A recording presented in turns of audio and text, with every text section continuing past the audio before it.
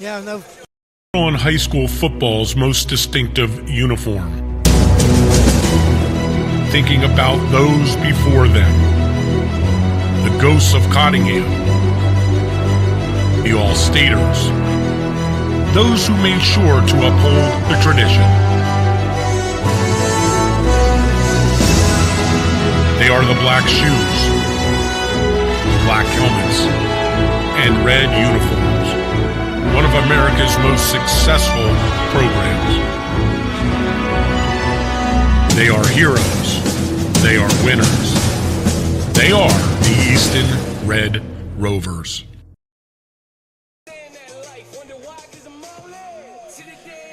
From Andrew Westlake Stadium on the campus of Nazareth Area High School, JAJL Sports and Easton Red Rover Sports Network bring you East Penn Conference Northampton County action. Tonight, the Nazareth Blue Eagles, coached by Tom Falzone, will host the Easton Area High School Red Rovers, coached by Matt Seneca.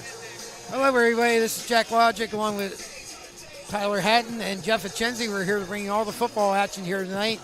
And this is Petersburg's our arch rival, but when it comes to rivals, the last 3 weeks we've seen our rivals, Jeff. Yeah. First with Liberty, then Freedom, and then Nazareth. Well, you know the football gets good when the weather turns cold. And if you're noticing anything tonight, we are sitting outside. We're at a spot where the press box isn't the largest, so we're outside. There's a speaker above us right now, so if you're enjoying the Eagles up there, that's what's playing right now. But you're right, Jack. This is the time of year. I was putting the schedule together for the games that are going to be going on, and I love seeing these matchups this week. Yep. You have Liberty Freedom going at it tomorrow in Bethlehem and Allentown. You have Allen and Deerfield. Say what you want about the programs. That's a great day in the city of Allentown. Pocono Mountain, East and West, East Stroudsburg, North and South, Pleasant Valley going down the road in Stroudsburg. And they said you get all these games. You get the Cedar Crest Boulevard tonight with Parkland and Emmaus. And, of course, up here in Nazareth, you get two teams that don't seem to like each other in most sports. From the wrestling mat to the baseball diamond to the gridiron. You get Easton and Nazareth together, you're going to get two really good teams almost every year, and we have that again with football. Well, the rivalry started, in the 80s, basically, and Nazareth was a small kid in the block, joined the old East Penn Conference or the Lehigh Valley Conference, and later on Mountain Valley, and Easton had the numbers those years. But things have changed. Nazareth and Easton over the last 15, 20 years, the rivalry has been very even. Yeah, it has. And I said you were looking at some of the numbers and myself as well. And, it seemed like 20 years ago, when they formed the old Lehigh Valley Conference, like you said, Nazareth seemed like they were the new kid coming in with the big boys. But going ahead, they've built a very good program down here. They picked up numerous District 11 titles now. I remember it seems like they were going for their first, and they finally got over that hill, and they haven't looked back. Yeah, one of our sponsors, Sam Ruderoldi, right? Mm-hmm. He's based out in Nazareth, but he does Easton Properties. But he said at least half the people that move into the area are asking, do you have houses in the Nazareth area school district? Mm-hmm. And he says they don't have houses there. Yep. So there's a lot of building going on in Nazareth. They had a lot of land that they could build in. That's going to be the same way with Northampton down the road. Yep. Northampton's not landlocked at all. So they have room, too. Well, and that's the thing growing up, like outside, to me, it's sometimes tricky to tell where Nazareth ends and Easton begins. Yes. Where you get out there in Bush. I said, so I've noticed, especially coaching wrestling, how much these Easton kids see these Nazareth kids throughout the year. Just going down the Wegmans. Yes. Wegmans has an Easton, Pennsylvania address, but it's in Lower Nazareth Township. Well, looking at the record, some of the luster was taken off this game last week. Nazareth got shocked in the fourth quarter by Northampton. That's their second loss of the year. But Tyler, there was talk at the beginning of the year that this could have been two 9-0 teams coming in here, especially after Nazareth took down a very highly ranked Wilson Westlawn team earlier in the season. Obviously, we know they lost their D1 quarterback to injury in week number 4, and then they lost to Parkland the following. So they come in Peyton Falzone, but they come in 7-2. But this is for a division crown tonight. Yeah, I mean, and like you said, I mean, losing Peyton Falzone, that's that's the biggest loss that any of these teams in the conference can have. Absolutely. And it really isn't even close. Anytime you have a player, doesn't matter what position, whether that be quarterback, left tackle, running back, wide receiver, defensive back, it doesn't matter in high school. Somebody who's good enough to go on and play at a school like Auburn or anywhere down in the SEC, they're just that good. And people don't truly realize how much 3, 4, and 5-star recruits, these huge recruits, dominated the high school level. You think back to last year, and you think about Dorian Thomas, who had an unbelievable year. He wasn't even a 1-star recruit. He ended up going Division II, and he dominated at this level. So think about a guy like a Saquon Barkley a decade ago. He just dominated every single every person that he played on every field. And when you lose a guy like that, no matter how good the backup quarterback in Cooper Madsen plays, it's hard to make up for that loss. Yeah, and I mean, the biggest circle out there when I was doing the prep for the week, and I was trying to tell so many people that kept saying, to count Nazareth out because they didn't have foul zone, I said, not so fast. They said, this Cooper Madsen, he's coming up on 1,000 yards, Jack, in his sophomore season in just 6 games. And Tom Falzone's noted for his coaching of quarterbacks. And he's always had one ready to take the next one's place. So this is a game, I said, it has division on the line tonight. I was a little premature in my email. I said I had read some of the newspapers and had the wrong info.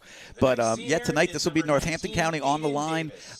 Easton comes in the division 4-0. Nazareth comes in the division 3-1. Division record is the first criteria.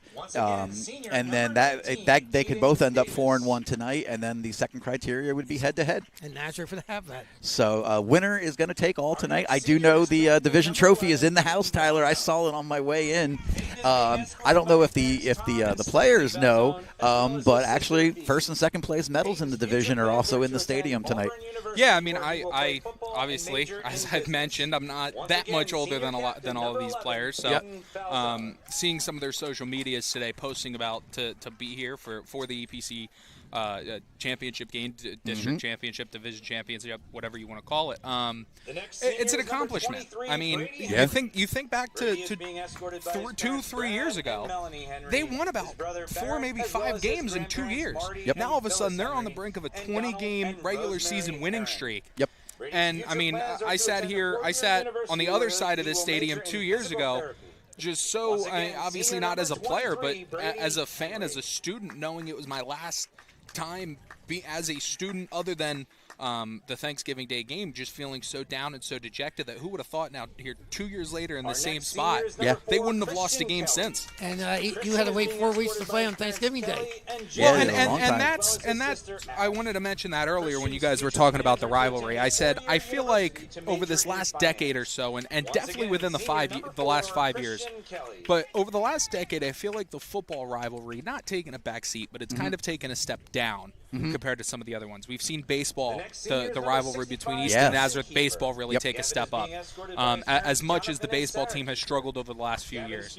But the one that has really stepped into the limelight over the last 2-3 years, since you got around here with Jody, was wrestling. It's my fault. And I think a lot of that with wrestling and what's caused that rivalry to really become, I guess you would call it 1A between Easton and Nazareth, is just the atmosphere of everybody being on top of you and everything. And I wasn't a wrestling fan. I had no idea what I was watching the first time I showed up. But the first wrestling match I went to was Easton versus Nazareth. And I was immediately into it. And I still didn't know quite what I was watching. I understood within like 5-10 minutes. I was understanding like, all right, that's a pin, that's a point, whatever. And towards the end of the season, you started to pick it up. But because everybody's so on top of you, it's so much different than football, where it's a lot more spread out, and it's just the players versus wrestling. You have somebody's grandma yelling at you 5 feet away. Well, the thing with wrestling too, and Jack, we're working behind the scenes right now. Easton Nazareth this year, it's the 100th meeting between the two schools in wrestling. First that I can find, Jack, in any of my research across the country. And so Tyler, you kind of look at it, and the thing that jumped out at me is since 1992. which 33 years ago, they've met 22 times in the postseason in 33 years. So you figure that's, almost not even every other year. It's less than that. They've actually met for a state title already and wrestled out in Hershey. Yes. So, you figure they're seeing each other. Last year was another example. They're seeing each other at least twice a year on the wrestling mat. And, you have Division I athletes. You have state champions. Each team had a state champ last year. And so that is what makes that wrestling thing special. Corey Keener's our new head coach at Easton, and Corey decided to drop out of the Hurricane Classic. Yep. Not because he didn't like going to Bethlehem. But just facing the same kids. We're going to see the same kids. But and I just want to say real quick, one of the other things that I think has caused the wrestling rivalry to step up kind of ahead of football, like I said, in that same last 10 years, we've seen, I feel like every year it's either Nazareth is running away with it or Easton is running away with it, or they're both out of it going into the final week. And for a school like Easton, you go into that last week and you're sitting on 2, 3, 4 wins. You don't have a playoff game, or maybe it's a struggle to get to 5 wins and you maybe get into the playoffs and you get bounced in the first round. You're just looking at that Peaburg game. Yeah, and obviously not as a player you're not, but the students, the community, the fans, they're all looking ahead to that Easton game. So you come into this game, whether Nazareth is just as bad or they're at the top of the conference, you're just kind of looking past it at that point. This is a special night. And Jack, you want to get some of that wrestling insight though, Tyler. On my side, anytime I get a chance. But, we have state qualifiers on Easton's side with Curtis Crossman and Jet Kossover, another one of my wrestlers, number 34, Mike Zamora. They're going to be in the wrestling room. Whenever this football season ends, they'll take a day or two off, and they'll be in the wrestling room. And Nazareth's doing the same thing with Cooper Wainrich and Braden Zurcher. Last year, 2 years ago, they have, Sean Kinney, one of their best linemen, who's a 3-time state champion, decides football is his passion and goes that way. So, College. Yeah, so you see, Tyler, you're right. You see wrestlers in this game that are going to see each other, on December 10th.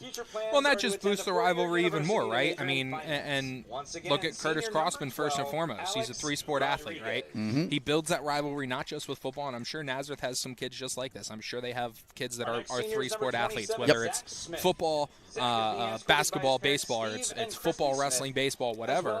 They're playing a sport in all 3 seasons, and that continues to build almost personal rivalries, which we see it all the time in sports. A one-on-one rivalry almost always turns into some sort of a team rivalry. And I'm not trying to say that there's this hatred in high school sports, right, in terms of a player-to-player basis. But it's not like A-Rod and Manny Ramirez back in the early 2000s. But you still do have, the more you see these players, it happened to me plenty of times when I was young. I never got to play at the high school level, but even just growing up at a really a non-competitive level, I remember always sitting there. It's like, man, I hate facing this kid just because of the way he carries himself, or the things he says and stuff like that.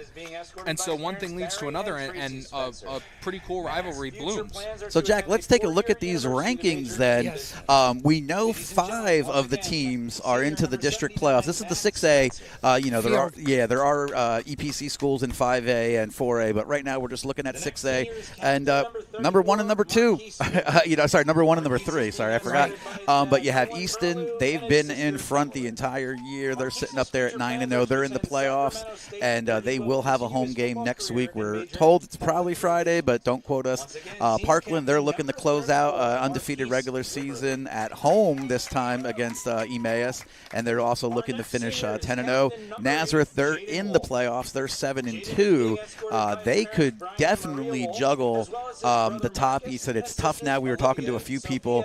We don't understand the computer anymore. It was a nice, straightforward system. Yes, it was when I was 1 through 4A. Yeah, and it was just really nice and easy. Now there's a lot of complications here, so we do not have an answer if a 8-2 Nazareth could possibly jump a 9-1 Easton.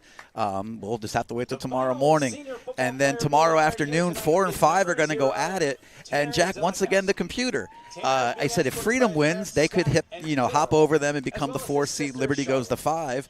But Liberty wins. Nazareth loses tonight. They're both 7-3. Guess what? They're going to be playing at the same stadium regardless. I'm pretty sure they're going to be at the same stadium. It depends what side of the field and what color uniform they're wearing.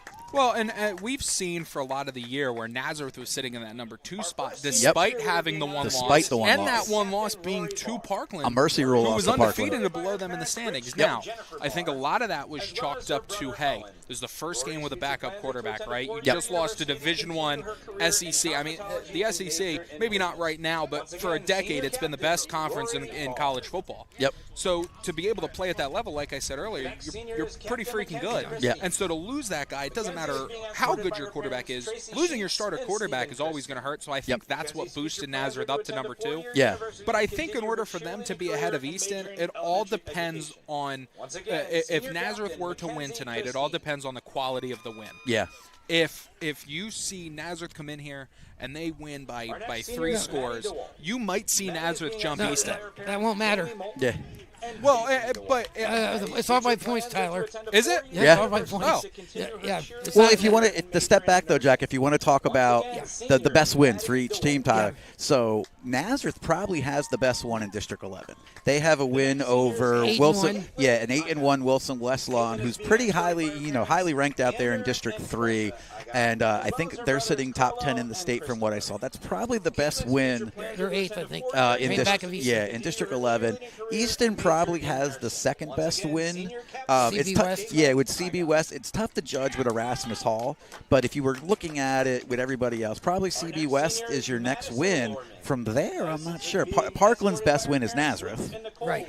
Liberty, I don't know if they have. They lost to Penridge for that. Yeah, round. that would have been a nice win, but I don't know if they really have a great win.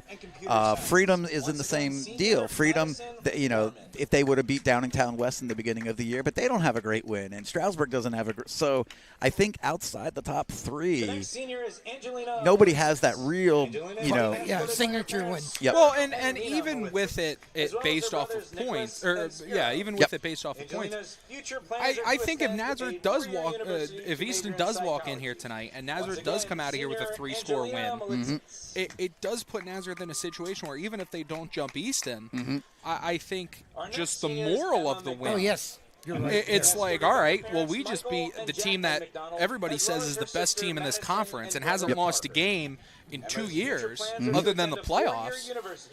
We just beat them by 3 scores. Like, how do you take that into the next game, even if you're not ranked high? definitely. Yeah, and Jack, we're talking a lot about Nazareth, but one other thing that they're really playing so much to play for tonight is the fact that if they can try to get that 2 seed and not have to go to Parkland, because Parkland Orfield's the only place with grass left, Tyler, and if they're going to play the first 2 rounds with that semifinal in 2 weeks being at Parkland, I think Nazareth would much rather be on turf. I do not want to be back here in 2 weeks. I don't either. There are 84 seniors. Is that what's actually? I know it's been senior night. Cheerleaders and football players. It's football players and cheerleaders. So I mean, is the entire team of football and cheer both all seniors? Well, when I was putting a lot of stuff in, now we're playing some underclassmen. Jack, let's take a look though at this EPC schedule tonight. Though one team up there that's playing for their playoff life. And in Bethlehem tonight, Northampton Concrete Kids, they won over these Blue Eagles last week. They're going to be going in to take on the Golden Hawks. Is that home or away? That is in Bethlehem. Okay. And the Golden Hawks, they're already in the 4A field. They're definitely trying to. They're number 2. Yeah, they're trying to maintain that spot, but Northampton has to win to get in. Well, I shouldn't say have to. A win gets them in the playoffs. Right. And then in 5A and 4A, you get a matchup. Whitehall, they're going to be the 1 seed. But they're taking on Central Catholic, and some people think Central Catholic is going to definitely be out to win this one because they could possibly jump over Bethlehem Catholic to get the 2 seed. Yeah, I wanted to get back to something. Yeah. If Nazareth loses tonight, Northampton wins. Yep. It's very possible Northampton comes here next week, 6 against 3. Yeah. Oh, gosh. And I'm sure Nazareth would like another shot at them. Yeah. Oh, yeah. But also the physicality that Northampton plays with. Yeah. It's tough.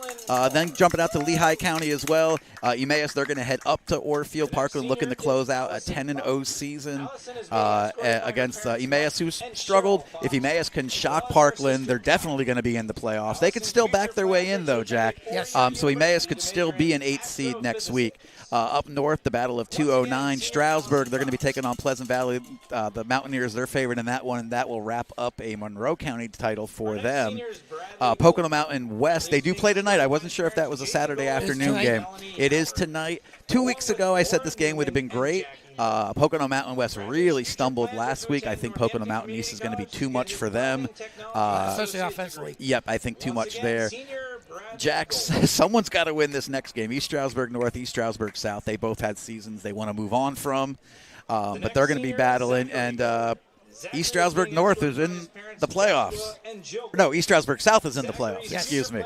And then tomorrow, records don't matter.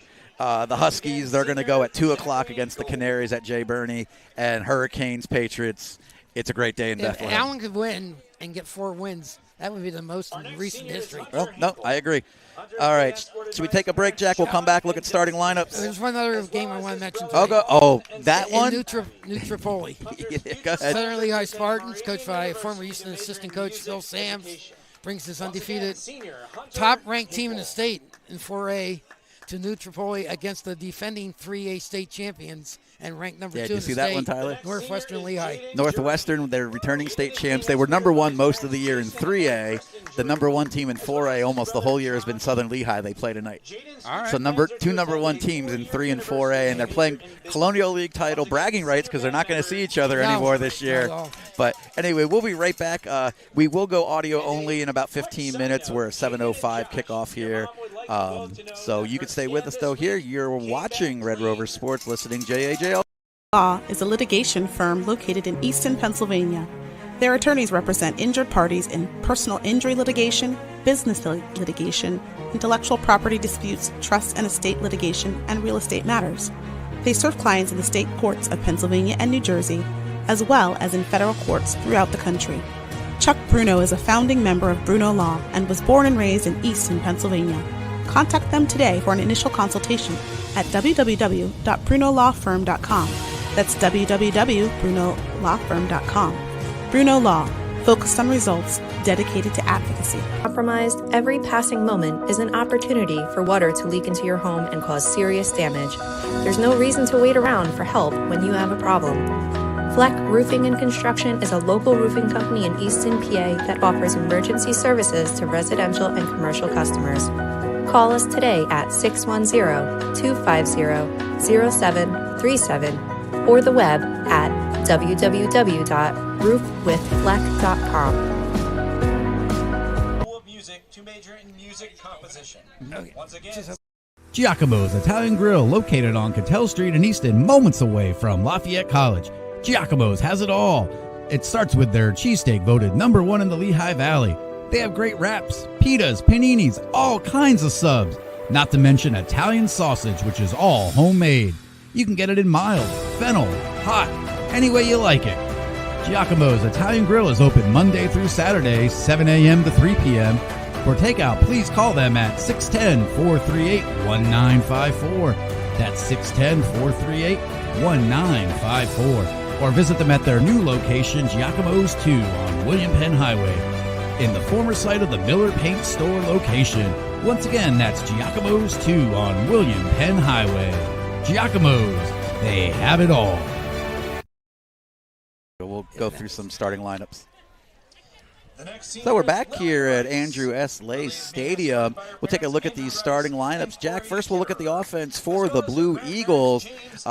They were somewhat derailed in week 4, losing their starting quarterback, but right now everything's going to go through number 10, Cooper Madsen, sophomore, 6'2", 165. Jack, he's just shy of 1,000 yards passing on his sophomore campaign. Yes, he's had a really good year with circumstances, getting thrown in the breach. His first start was against Parkland, and since then, he's done a great job. Running back, also, he's coming in 1,342 yards. That's number 34, Marquise Weberly. The H-back tight end sometimes, number 0, Tanner Chowski. Then they go 3 wide receivers, number 14, Matt LaLuga, number 9, Jaden Koch, and number 13, Luke DiPietro. Luke really catches some key passes. Well, yes, absolutely. This team slings it around. Before he got hurt, Falzone was over 1,000 yards passing, and Madsen's coming up on 1,000 yards. Over 1,000 yards in 3.5 games. Yeah, I know. So 2 quarterbacks are going to be over 1,000 yards passing, probably. Then their up front left tackle, Jake Bendakovitz.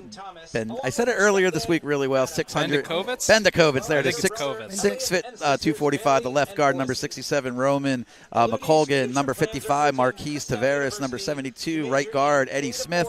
And number 73, Austin Christine. I mentioned it last week, Jeff. It seems like we every week we play somebody who's 6'3", 275, 6'1", 300. This is the first time it's happening again just on the other side of the ball. This time they have an offensive lineman who's 6'3", 270. So let's take a look at the Rovers offense, led now by Easton's all-time total offensive producer.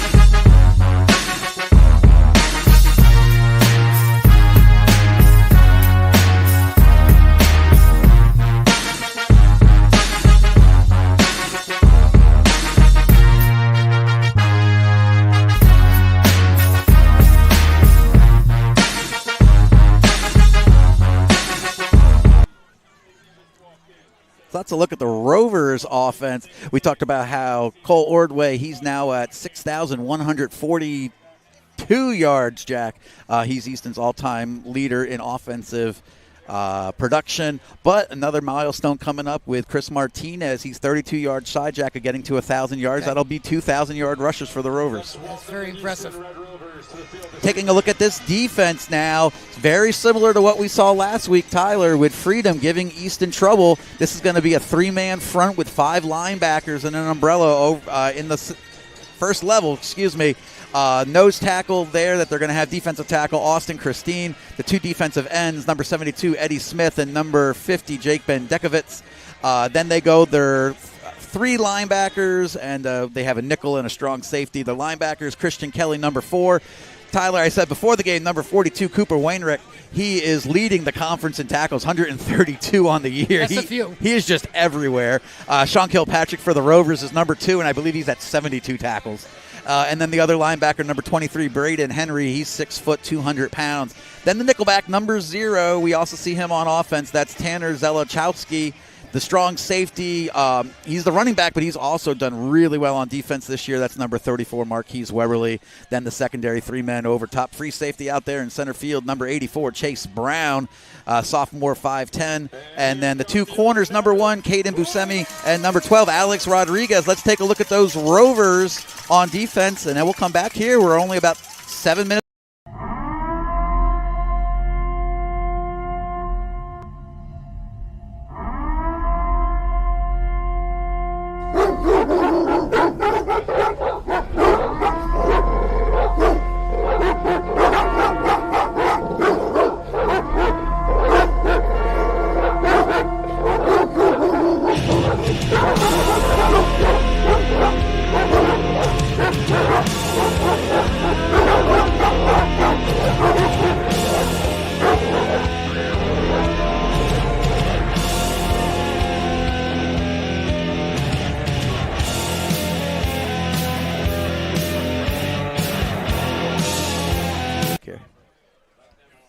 So, Tyler, that Easton defense, that was one of their linchpins of the first run. I mean, they were only giving up 13 points a game. Last 2 weeks, obviously, they were in some dogfights, and no matter how, it didn't look like throughout the game they were playing their usual game, but you said about how when the time was needed, they stepped up the last 2 weeks.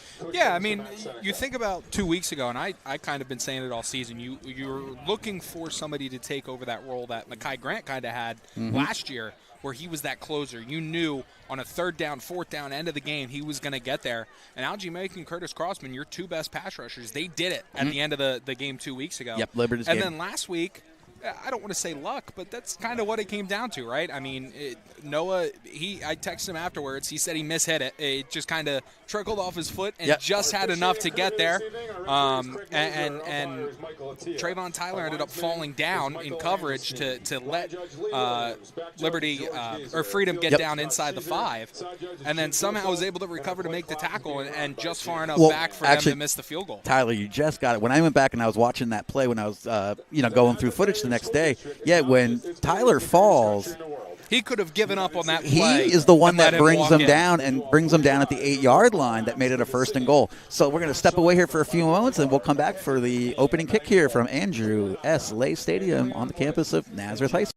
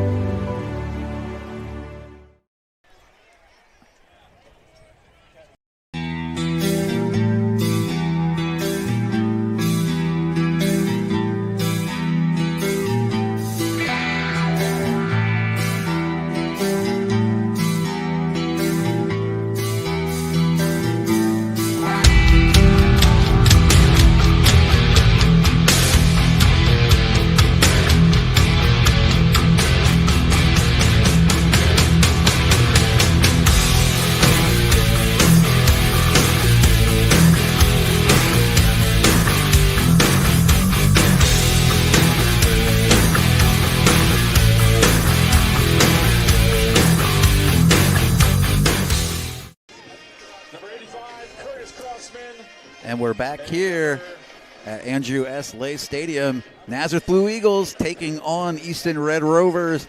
We switched over now. We will be audio broadcast for the rest of the evening. But you got Tyler Hatten on play-by-play, Jack Logic on statistics, commentary, Jeff Achenzie. That's myself. I'm producing this whole thing on commentary, Jack. Yes, you are. This was a game with fireworks last year. Some of the stats, Tyler, I was looking back. This produced a school record for rushing yards in a game. Will Day went for over 300. Dorian Thomas went for over 200 in that one.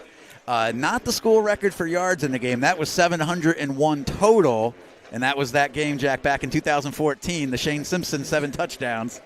But last year, I believe, now I'm forgetting, it was a 63-40-54 final, 117 points scored.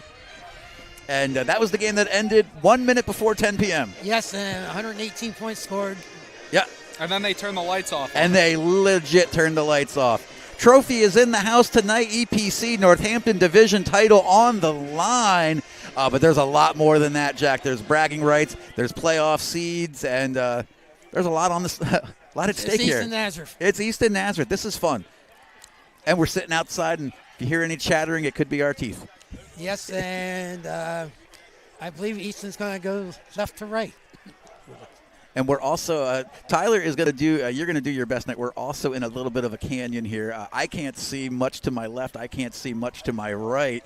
I can see between the 20s. But I've got the 30 to the end zone to our left. Yeah. And then the 15 in. A couple of news and notes. Well, we will be back next week, Jack. Wherever Easton is, we will be. It'll be most likely Cottingham. It is. It is. And some of the things to put out there as well. We do stay audio only during the District 11 playoffs. Unfortunately, we're not included in their exclusive rights deal. But in 4 weeks, if we're District 11 champions. If we're District 11 champions and go into the PIAA, they have no problem with us bringing video. But for tonight, we got a good one here. Tyler, Easton got the toss, and they're going to elect to receive. Who would have thought? It's worked so well for them. Well, they had 3 returns last week, and I think each of them were 35 yards or longer on 3 kickoff returns, so they definitely used that to their advantage last week. Watch out for the onside kick because Northampton did it twice. Yeah, Northampton actually, but they were successful twice in that victory over the Blue Eagles last week. At the beginning of the second half, that happened. So it'll be Owen Hall to kick it away from his own 40, and we are underway as he will kick it deep. It's going to be fielded right at the 10 by Skylar Fallon, angling to the left side, trying to get to the outside, slipping a tackle, and is going to be up across the 30-yard line. A little bit of a scrum here at the 35. That's one of my wrestlers on the bottom of that pile, Zamora. He's already in mid-season form, Jeff. Yeah, he looked good. He said he's got to get that wrist control, get the outside leg up. He'll get it. We got time. He's not at wrestling weight yet. That's the problem. He's in football shape. So they're placing that way back on the 20. Looks like 26-yard line. So Easton will have their first possession of the evening at their own 26. They've done well the last few weeks taking it to the house, but we'll see what happens. Ordway from the gun, 2 receivers to the near side.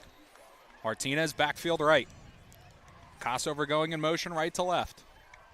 Ball snapped, Ordway going to keep it, going to flip it forward to Kossover, has running room, slips a couple tackles, and is going to be brought down by a couple Blue Eagles just short. Looks like they're going to give him the first down. Yeah, that was actually the first play from scrimmage last week, but that was the one that got called down for illegal formation, but they go right back to it, and they pick up 10 yards on the first down out to the 39. Rovers going quickly. They keep going to this formation with 2 to one side, nobody to the other. It's 2 to the far side this time. Ordway play action. Crossman is throwing wide deep open. Over the middle of the field. Crossman down the middle of the field has about 30 yards across the 30, right onto the St. Luke's logo. I'm trying to see exactly where. I've got a rough angle. 35-yard gain, guys. Yeah, so it's at the 26, complete the Crossman. He just came out completely uncovered. Wasn't even close. Same formation. 2 to the far side. Martinez backfield left. Ball snapped. Ordway going to run it right up the middle and is going to be brought down after a gain of about a yard. That's number 23, Braden Henry, on the tackle. And Tyler, that pass play to Crossman was a result of Nazareth overloading the run to one side, to the strong side, and they were playing man on the outside receiver, and Crossman was in his tight end position, released, and was completely uncovered. Well, it looked like there was one defender trying to guard 3 routes to that side as Ordway with the freeze play and somebody comes across. Yep, looked like number 0, Zelichowski, going to come across for the Blue Eagles, giving 5 yards to the Rovers. They're playing 8 men in the box. No, they are. And actually, they're overloading, Jack. They almost have like a bunch of 3 receivers just behind one of the defensive tackles trying to completely take away that side of the field. Rovers from the 20, Ordway in the gun, 2 receivers to the far side. Martinez backfield right. Ball snapped. Ordway going to give to Martinez. Martinez has a hole across the 10 down to the 8. One of the things there, and we almost saw it there, Tyler, there's almost no second level to Nazareth. Easton spreading the field with 2 wide receivers. Easton, Nazareth is pocket. Oh my, I can't talk, Jack. I'm going to stop. I'm too cold. Tyler, go ahead. Ordway from the gun, 2 receivers to the far side, 1 to the near side. Kossover lined up at the H-back. Ball snapped. Ordway, he's going to give to Martinez right up the middle. They'll pick up a few. Down to about the 5. 6 to be exact. Call it the 6. So 2 minutes gone by. Easton's already taken the opening kick from their own 26 down to the Nazareth 6-yard line where it's 2nd and goal. Ordway from the gun, same formation. Shift by the Nazareth defense. They go with the freeze play. Yeah, they have almost We're overloading one side. Almost 6 completely. linebackers just standing 2 yards off the line of scrimmage. All within about 5 feet of each other. Yeah. Ordway, ball snapped, going to give to Martinez right up the gut. He's going to be about 2 yards short, call it 3 short of the end zone, so it'll be 3rd and goal. I mean, Easton doing a good job getting any yards against this front of the Blue Eagles right now. Even if Ordway pulls it there, Jack, it looked like he was going to have a lineman, face. on him. You would interesting to see here if Easton could put the ball in the air to the inside receiver. It looks like they do have Weberly out there in coverage. Ordway from the gun. Nazareth shifts. Ball snapped. Going to give to Martinez. Runs into a defender. Fighting to the goal line. Down to the 1. Just short. Not even inside the 1. And it's going to be 4th and about 6 inches. Yeah, Martinez played a little bit of pinball there. Bounced off the first man. Did a great job to get inside the 1. No hesitation. Rovers go hurry up. Ordway from the gun. Same formation. Ball snapped. Ordway right up the middle. And he's in. Touchdown, Rovers. Yep, they went speed there. So 6 points for the Rovers. They score 3 minutes and 12 seconds in this one. They take it 74 yards, capped off by the 23rd rushing touchdown of the year for Cole Ordway. Extra point yet to come. Things got a little chippy after the play. Well, we've seen a few wrestling matches already here. Well, and when you get down, I mean, they're inside the 1 yard line like that. You know what's coming. It's just going to be who's stronger. And when you see a play like that, it's just which team's bigger, which team's stronger. Whichever team loses doesn't tend to be happy.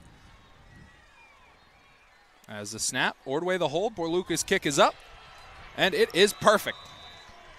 And the Rovers out to an early 7-0 lead. It's once again, I mean, that was the best opening drive they've had in a couple of weeks. It's been a few weeks, yeah. Easton, and when they were taking on Liberty and Freedom, we didn't see them get out to that fast a start. But here, I mean, Nazareth looked like they were determined to take away the run. Jack, you and I were sort of looking at each other saying they had 7 linebackers almost. Yes. I mean, yes, they're safeties and cornerbacks, but they were standing shoulder to shoulder. It looked to me like the old Oklahoma 5-4. It was something. So, I mean, Nazareth seems like they want to try to stop this Easton run, but Easton wasn't slowed down. When I was in junior high school, that's what they taught, the 5-4.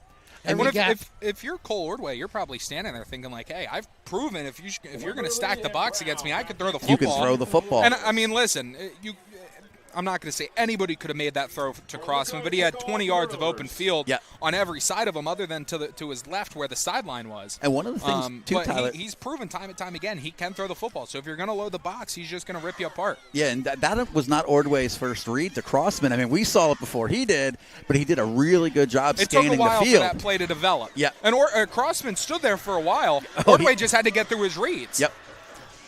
So now Borluca, he's coming in averaging almost 50 yards on his kickoffs. He's become a real weapon in his senior campaign. Jack, we'll talk about his senior year, too, in soccer. A valiant effort by the Rovers the other night. We'll talk about that after this kickoff. Watch out for Wemberley. He's a threat. Borluca will approach. It's going to be a line drive kick that'll bounce at the 25. Fielded to the 19. Looking for running room. He's going to get hit by his own man. Out across the 35 and brought down at the 37. I had to say, looked like number 51, Sean Kilpatrick, bringing him down for the Rovers. And, Jack, we were talking about on Wednesday night, Easton in the boys' soccer playoff, they were taking on the number 1 seed and the EPC champion Emmaus. They took in the penalty kicks, Tyler. Just could not get the save they needed. But Noah Borluca in that game, Easton Red Rovers. Fabulous season, though, going out on penalty kicks to the top D team in District 11. So it'll be Madsen from the gun, 2 receivers to the far side, 2 to the near side as they're split wide.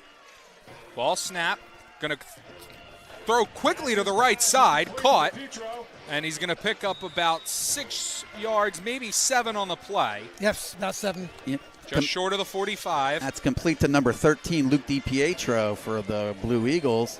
So looks like a 2nd down and 3, 8:24 to go first quarter. So cold, I'm stumbling over my words. As Nazareth comes out, 3 to the near side, 1 to the far side.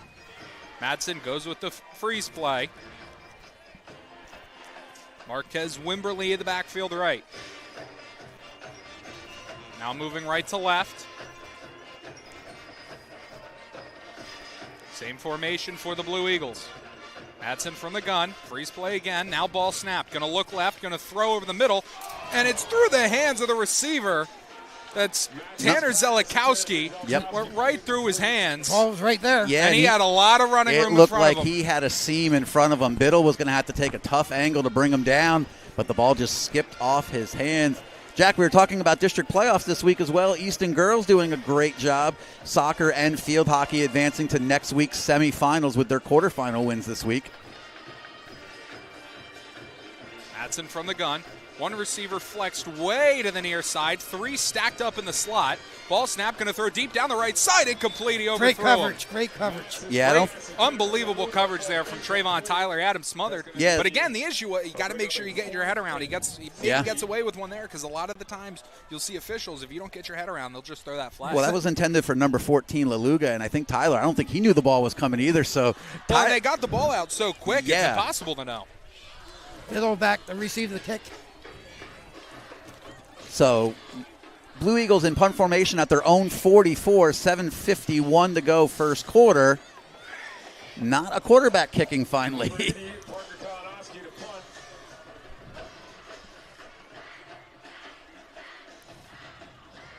Another good rush by the Rovers as they'll get it off. Biddle will field it at about the 20, looking for running room, trying to break a tackle, and is going to go out of bounds About the 25. at the 25. Yep, there's going to be a flag behind the play, either a late hit or maybe a block from behind. So that's going to go against the Rovers. May have been number 72 for the Blue Eagles is who got hit. I couldn't see who the offending player was from the Rovers. Put Easton in the hole, probably back down to about their 10-yard line. Yeah, because that would, if it's the 15-yard variety, that will be half the distance. Jack, we were talking about some of those districts. Girls field hockey, they took out the Liberty Hurricanes, and girls soccer, they took down the Whitehall Zephyrs. They're both going to face off in the semifinals, against Parkland. Okay, was against Sean Kilpatrick. Well, and speaking of, it's crazy he got all the way down there because he was basically on top of the punter at the end of that play. Yeah. But I may have said it last week, but this, I think, is the most fun. Well, not even I think. I'm certain this is the most fun I've ever had watching a team rush the punter. Yeah. Every game in and game out, Sean Kilpatrick runs 3 people over on the way and still gets there. Well, that time it seemed like Jaden Foreman might have had a lane. We'll see later in the game if they try to, let him loose. Well, he came off the Tyler edge. on the 17 starts. So Ordway and the Rover offense from the 17. Ordway's going to sprint out right. Now stops. Now throws down the field. Has Biddle wide open. Trying to break a tackle. Is going to be brought down from behind across midfield. Call it about the 48. That's a 35-yard gain. Yep. Did a great job of hanging on to the football as Wimberly came from behind him and tried to punch it out. Yeah, sometimes when you have a guy close it down on you from behind, there's nothing you can do when he hits the ball like that. Yeah, and he's super strong, too, for the Blue Eagles. Rovers go bunched up. Ordway's going to sprint to the left. Has running room. Ordway to the outside. Down the sideline and out of bounds with a first down. And about 10 more as a flag flies in late. Yeah, real late flag came in. That's out of bounds all the way down at the 23-yard line of the Blue Eagles. It's on the Easton side. We'll have to see where it's going to. That was a 15-yard run for a first down to start with. They started moving the chains, Jack, but they might need to wait and see how this. Okay, they're talking to Coach Seneca, so it looks like it will go against Nazareth. Late hit on Ordway. Yes, it is. Late hit on Ordway. That's a situation where when the quarterback's running, you see him out of bounds, the flag flies in way after the play. That feels like the only flag that can be what thrown you're there. Gonna get. So that'll move it into the red zone. First down and 10 for the Rovers at the 18-yard line. 16 clock stopped with the out of bounds. Ordway from the gun. 2 receivers to the near side. Martinez backfield right. Ball snapped. Ordway going to give it to Martinez right up the middle and nowhere to go. Back to the line of scrimmage, and it'll be 2nd and 10. Tyler, on that previous Ordway run, that's something that Easton, what they did was they were able to get Ordway outside that umbrella of the Blue Eagles, and that's why he found running room. That might be something that Easton's going to have to look at here because between the tackles right now, the way Nazareth is stacking this box, I can't imagine there's any room in there. Ordway from the gun. They go with the freeze play. Because you're going to 6 blockers against 9 or 10. Yeah, right now there's 4 down linemen and 5 Blue Eagles just standing within 2 yards of the line of scrimmage. Well, they're going with that formation, 2 to the near side, and then Crossman and Kossover as Ordway. Ball snapped, looking right, throwing right, over the middle, through his hands, incomplete. That was going for Skylar Fallon. He had the inside step in the move. I think if Ordway gets a little bit of air under that Fallon's able to run to it, but nonetheless, 3rd down and 9 from the 17. Easton in their second possession, moving the ball well again. Off the penalty, they started back at their own 20. Now they're inside the 20 of Nazareth. They scored on their opening possession, 74 yards. Ordway from the gun. 2 receivers to the near side, 2 to the far side. 6.5 to play here in this first quarter. Martinez backfield right.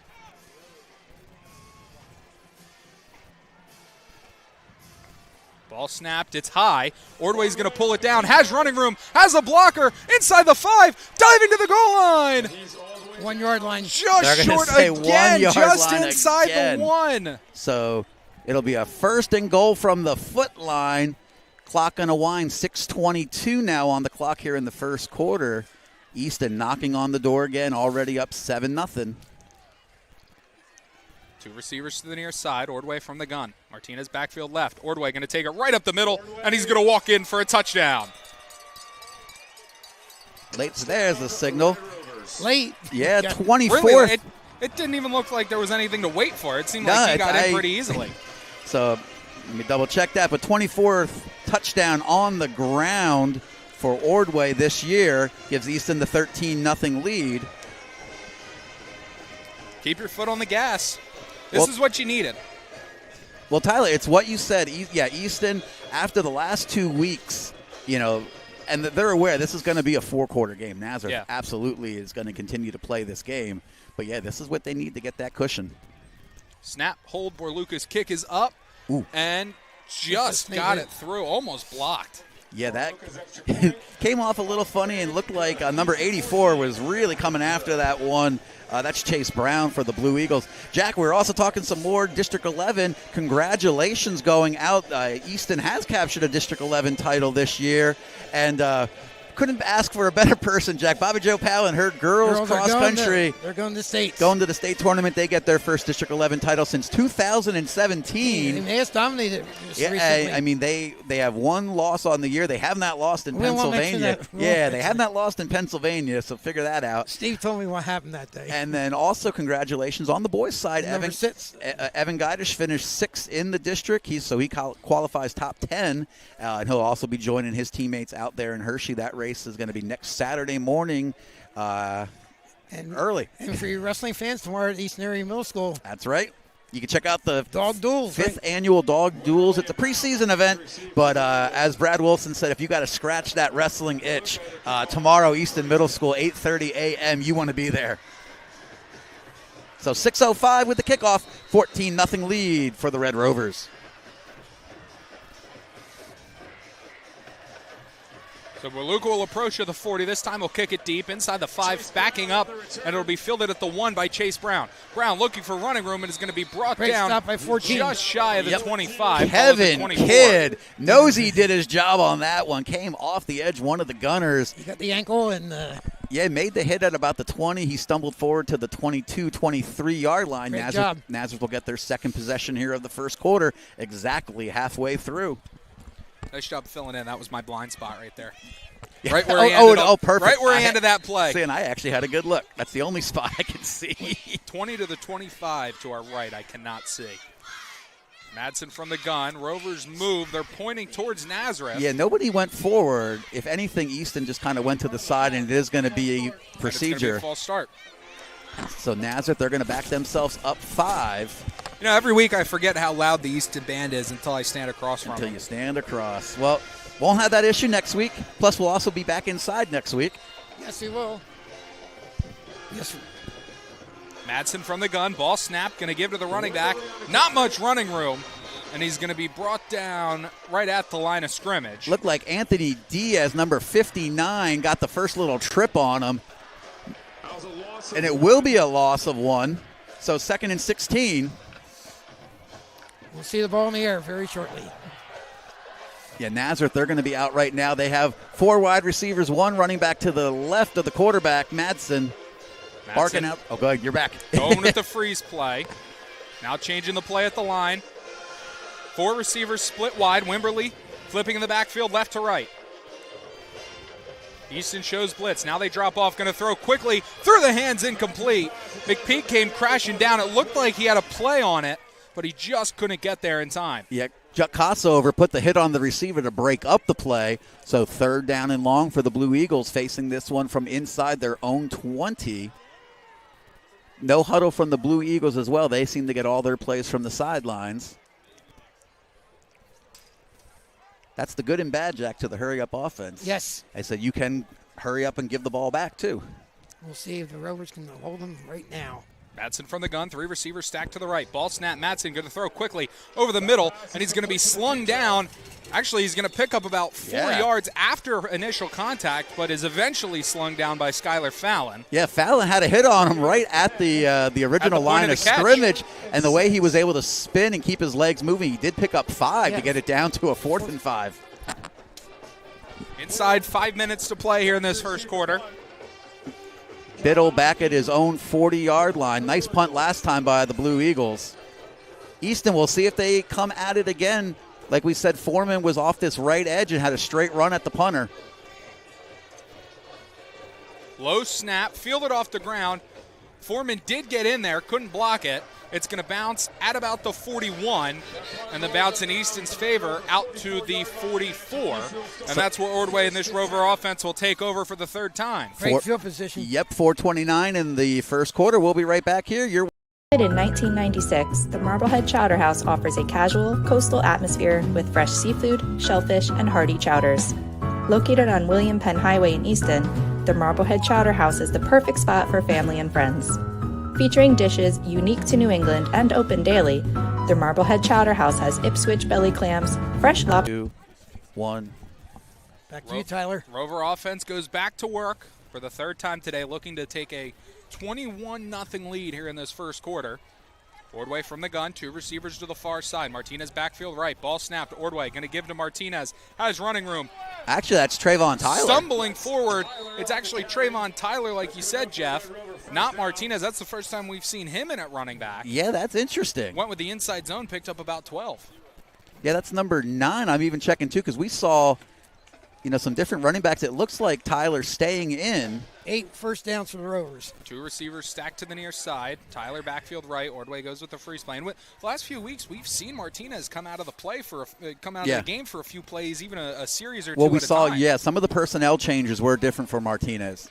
Well, and I'm sure Easton would have liked before Tristan Dees went down with that run that he had. He had 1 run for 34 yards and a touchdown. Easton would have been, I'm sure they were thinking, let's use him more. His ball snap going to give to Tyler. Turning it upfield, he's going to pick up about 4, across the 40 to the 39. But as I was saying, they were probably thinking Tristan Dees, let's use him. It's going to be your change-up back. And on the 1 carry, all of a sudden he's out for the year.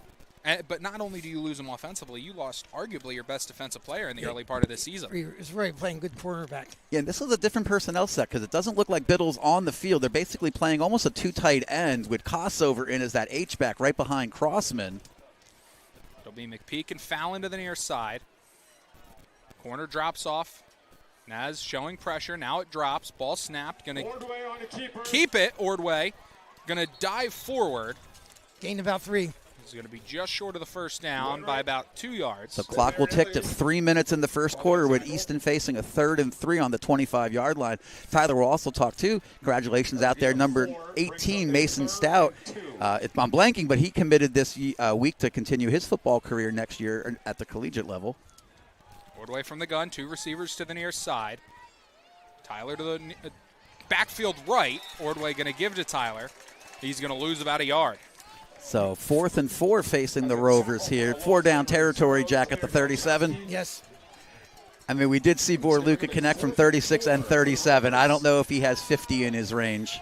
No need to try right now. But right now, this is where, Tyler, everything is just within 2 or 3 yards. If they can slip Crossman out on this 4th down play. They go with the freeze play. It'll be the same formation with McPeak and Fallon to the near side.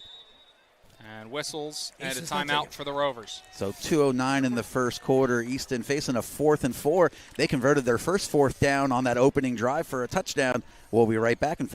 Established in 1936, Regal Insurance has a long-standing and strong foundation in the Lehigh Valley community. We pride ourselves in offering our customers a personal experience where you are always able to speak directly to an insurance specialist. Access to mobile software allows quick response to claims, questions, and inspections from our experienced team. Whether your driving record is flawless or has hit some bumps in the road, we have great service options for you. If you are looking for an insurance specialist who has your needs at heart, welcome to Regal Insurance. Visit us on the web at Regal Insurance. Regal Insurance. Real people, real coverage. Back for the fourth down. If you're joining us for the first time on Rover Sports, we're here all year long. We'll have the Red Rovers football throughout the playoffs, and then Jack and Steve Powell will have every home and away wrestling match this winter. But fourth down for the Rovers. Ordway from the gun. 4 receivers stacked on either side. Kossover going in motion. Ordway, quarterback power to the left, has running room, has the first down, has the sideline inside the 10. And another flag fly is late. Yeah, he was brought down. That time it looked like he was 3 or 4 yards out of bounds, Tyler. 22-yard gain there. So the ball's going to be spotted out of bounds at the 16. We would assume it's going to be half the distance, so this will be a first and goal situation for the Rovers. He went out of bounds, 2:02 on the clock. And Tyler, no doubt about that one. They just wanted to go speed. They've given him a blocker out in the front. They're going to wave off the flag, actually.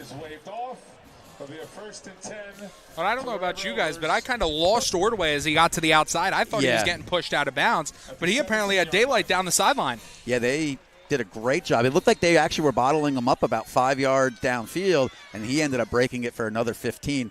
Little confusion here as McPeak looking to his sideline. 30 seconds on the play clock, no hurry. As defense shifts, Ordway from the gun, ball snapped. He's going to keep it, and he's going to run right into 2 defenders and be brought down at the original line of scrimmage, and a flag flies in late. Yeah, that's going to go against Kirshner. Looked like they were kind of tied up, and then he did sort of throw him down at the end. So that's going to hurt. That's going to back the Rovers up 15. That's just a really bad penalty. So that's going to take it from the, say, 18 all the way back to the 33. So Easton's going to have to make up a little bit of this yardage here, and something that they could not get into in this game. We've seen a few late penalties. Now, well, and I'm not. I don't want to sound like I'm justifying what he did or anything, but my thought is he's probably a little upset at the lineman for punching at Ordway late on that play after the whistles are blown. Ordway was almost down, and somebody came in and picked him back up to continue to try and they said hit it was right where Ordway was down. And You're right. Kirshner was the one that got beat on that play to allow Ordway to get bottled up. So we'll see here now. Second down and long for Easton. See if they'll go to the air here with this tight coverage up front from Nazareth. 2 receivers to the near side. Tyler backfield right. Ordway drops. Has all day. Going to throw deep down the middle of the field. It is incomplete. Batted away. Looking for Skylar Fallon. It was almost the same play as earlier. Yeah, no, he put that ball right where he wanted. It was just a better play by Chase Brown. By the DB. Yeah, Chase Brown, the sophomore, absolutely closed perfectly, knocked the ball out of his hands. Fallon ran a great route. Brown's been all over the place here early. Yeah, and I think that's a good ball by Ordway. He put the ball right where it needed to be. It's just sometimes the defense makes a better play. So third down and long. I can't read their scoreboard. Minute 37 to play. 3rd and 25. 3rd and 25. At the 32. Ordway from the gun. 3 receivers in the near side, 2 to the far side. Ordway drops. Going to throw deep down the left side. 1-on-1 for McPeak. It is incomplete. Yep. Had the height advantage. Just went right through his hands. Good play by the DB once again. Yeah, that back shoulder fade, McPeak plays that perfectly. Looks like I thought he was coming down with it, but a good job. Yeah, he played it through the hands. That's number 1, Caden Buscemi, in coverage for the Blue Eagles. Now 4th and really, really long. Well, and you almost have to go for it because you're in a weird spot. I mean, Ordway's a good punter. Well, now they're going to send out the punting unit. But how good is he directionally at punting? Well, this is one, I mean, he's going to be kicking from the 32. So you figure to get one inside the 20 and out of bounds. Snapped from the 32. Yeah, snapped from the 32. He's kicking from just outside the 50. As he'll back up a few steps. Punts it almost straight up in the air. It's going to bounce inside the 10. Few Rovers are there, and they're going to jump on it. On the 1 yard line. And that'll hold. And they're going to spot it at the 1. I was worried about him running into the I end thought zone. he was going to – I thought as he jumped on it because he slid a little bit, I thought he was going to slide right in with the football. Now, Jack, I got to go to my rule book and see. High school, you can enter the end zone, but not the football, correct? I think that's the pros, nothing can be in the end zone. I think high school. But, yeah, that's exactly what Ordway wanted. The ball bounced at around the 13-yard line and just continued to roll, and that's where the Rovers were able to pin it at the 1. So shadow of their own end zone, time for the Blue Eagles, 1:21 to go first quarter. Time for this Rover defensive line to step up, get Easton the ball back immediately. And we have seen a tackle for a loss earlier in this game from Diaz. Madsen from the gun, ball snapped, they're going to toss it right and nowhere to go in the end zone, and he's brought down. Safety. And that is the call. And they signal for the safety. Tackled him about 1.5 yards deep in the end zone, and like I just said, Easton gets the football back immediately. Now, Jack, I'm going to question the play call there. I don't understand. Because you have wide pitch. They ran a and it wasn't even a regular pitch. They kind of slid it to the left side before pitching it was a strong toss. You see people Yeah. complain about it all the time in college and the NFL, where teams get inside the 5 going in, and they run that toss to go 5 yards backwards just to now have to go 10 yards forward. And that's what happened. I mean, Rivalry was starting 5-6 yards in his end zone, and he had no forward momentum when he got the ball. You just have to pray he's then going to make a play. And Easton, go ahead, Jack. That's where you're married to one system. You can't get under center and you can wedge out to the 3-yard line with the quarterback. Well, and even just run a quarterback sneak. That's what I mean. That's when you're married to one system. You're 6 yards in the end zone. So doesn't work. So you look at, I mean, there now, Tyler, you go back to the 4th and 25 and say, you know what, that punt looks pretty good, doesn't it? Yeah. The idea of, you know. And I've always said, it's good practice for the playoffs, too. Well, and I've always said, too, I mean, you got a kid that's 6'3", 275 pounds. Why not teach him how to take an under center snap and just have him walk 3 yards just forward? to give you a little. And Easton's going to get the ball back here. This is going to be a free kick from the 20-yard line. They should have really good field position here, too. Yeah, we'll should see. Be at least the 40-yard line. Yeah, Easton can maybe looking to get to midfield. Minute 14 to go yet, Jack, in this first quarter. 16-0 lead for Easton. So it ended up working out. So they have showed up to play.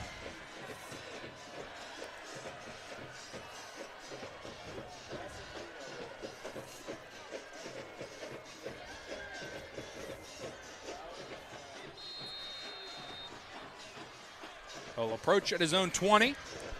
And we're back to action.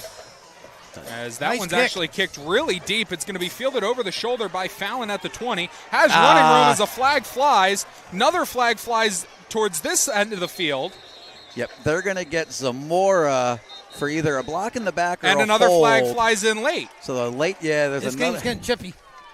And then there's a player down in a lot of pain. His helmet off. That looks like Sean Kilpatrick. He's down at the 35-yard line. Well, and I'm sure it takes a lot for him to be in that amount of pain. I mean, does not look good. So there were 2 flags down in near where the return started. One at the 32. There was one for sure, either a block in the back or a hold. That's like on you said, where the return Zamora. started. Yeah, I was looking then at it. Then there was one on the far side. Yes, there was one towards us here on the other side of midfield. And they're marking. Which might have been another block in the back. But I'm not sure what the third penalty was, because there were 2 guys that pushed down a Naz defender as Kilpatrick's up. That does not look good. No, not at all. And we don't want to speculate what it is. We can't. Well, that's why I didn't see the end of the play, because once I knew there was the flag down, and then I saw Kilpatrick hit the turf. He's being helped off the field, lower body injury. Well, so I saw the corner of my eye. I saw whatever was going on. There were 2 Easton defenders on one Naz, or 2 Easton blockers on one Naz defender. And they ended up taking him down. And then as they got up, they were still kind of wrestling around on the ground. And then as they got up, maybe one yelled in the other's face, but I'm really not sure. So we have 2 infractions. They're only going to be they're both during the play. So Nazareth will accept the 15-yard, and there's going to be a third unsportsmanlike. So, Jack, there will be 2 penalties accepted on this play, one being the dead ball personal foul. Well, you went from kicking off from the 20 to this is going to have real good field possession for this drive to now horrible you're field position. Back at the 10. This is the worst. But, hey, I will say, the drive with their best field position to start was the worst ending so far. Yeah. So, who's going to take Kilpatrick's place right now? Well, we'll see. He's not in on offense. Hopefully they can get him looked at in the tent. Actually, I don't see the tent this week. But Easton, they're going to come out on the 10. Is that the 10-yard line? I think he's to our right. I'm trying to read it off their scoreboard. I believe the ball's spotted on, if not the 10, then it's on the 11. Okay, they have 1 on the scoreboard, but it's not the 1. It's definitely not, definitely not the 1. So, but 1st and 10. At the 10. 11-yard line. That's what our coaches are telling us. Ordway from the gun. 2 receivers to the near side. See if Martinez is back in the game. Crossman and Casa yes, over he both is. in. Martinez is back in. Yep. Didn't see him at all on that last drive. Nazareth continuing to play everybody within 5 yards of the line. Ball snapped. Ordway's going to sprint to the right. Ordway has running room and is going to be spun down About 7-yard after a gain. gain of about 7. Yeah, somebody was coming backside from Nazareth. Almost had Ordway in the backfield, but Ordway does a good job just putting his head down going forward.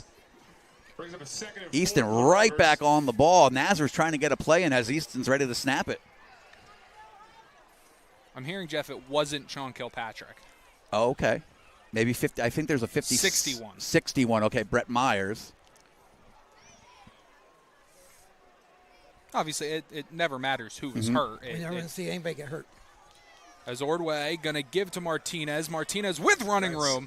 As he breaks into the second level, he's going to have the first down. Big first down there. Yeah, gentlemen. that's big for Easton to get out of that hole. Now they're out over the right about the 25-yard line here, 1st and 10. Don't need to run a play in this quarter.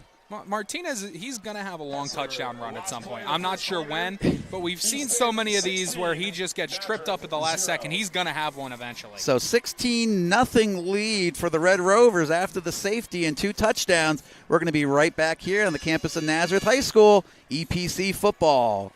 Rutler Screen Printing, founded in 1954 in George's garage, has grown into a leader in the industry. Operating from an 18,000 square foot facility in Easton, PA, we offer top-notch screen printing, embroidery, private stores, and fulfillment services.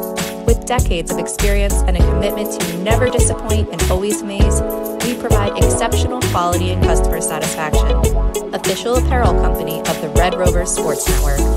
www.rutler.com or call today 610-829-2999. Get out of this one.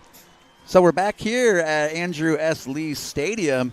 That was our most recent sponsor, Jack Rutler Screen Printing. They've made us look Great good job, this year, man. haven't they? Yes, they have. And we're going to try to get some coats for basketball and wrestling. Yeah, that's right. So we don't have the freeze all in the way in and way out of the gymnasium. Well, so Jack, before we came back, you just said it, like, you just got to get out of here, right? Get out of here with a win. But Stay healthy. The 2 most important things are stay healthy and nobody nobody get thrown out. Yeah. Yep. You can't afford anybody getting suspended. No, we saw what happened with Fretchy Thanksgiving Day 2 years ago. I mean, that game was kind of a lost cause. As Ordway from the gun, ball snap. He had a lot of time. Now he's going to step up, spinning out of tackles, and it's going to be brought down after a gain of about 6, just across the 30. Yeah, Ordway, I mean, he did everything he could to throw that ball, went through his reads, and, you know, like we said, we talked about his maturity, not being a run-first quarterback despite all the yards he's had this year. Yeah, I mean, I mentioned it very early in the season. He's just looked confident standing tall in the pocket, waiting for his routes to develop and then running if needed. Ball snap, going to give it to Martinez, trying to get to the outside, trying to find the angle, and is going to be pushed out of bounds with a first down. Yeah, nice block by Kossover on the edge. In fact, he had the block on the injured player, just really lowered the boom in the midsection. So Nazareth player down. We're going to step away for just a second here. Let me make sure I stop the clock. Okay, I did. And we'll be Sam Ruda Realty. Sam Ruda has been in the real estate business for more than 45 years. A lifelong resident of Easton, Sam serves the greater Lehigh Valley area. In business with his son, this family-oriented firm is perfect for all your real estate needs. Not only can Sam help you find the home of your dreams, he can help to sell your home for top dollar. Visit www.samruda.com for more information. That's www.samruda.com for more information. Sam Ruda, Easton's real estate agent. Starting at the 38. He's starting at the 38 for Easton. Only other game in Northampton County Division tonight, Bethlehem Catholic at BASD. They're leading the Concrete Kids 14-0 right now in the first quarter.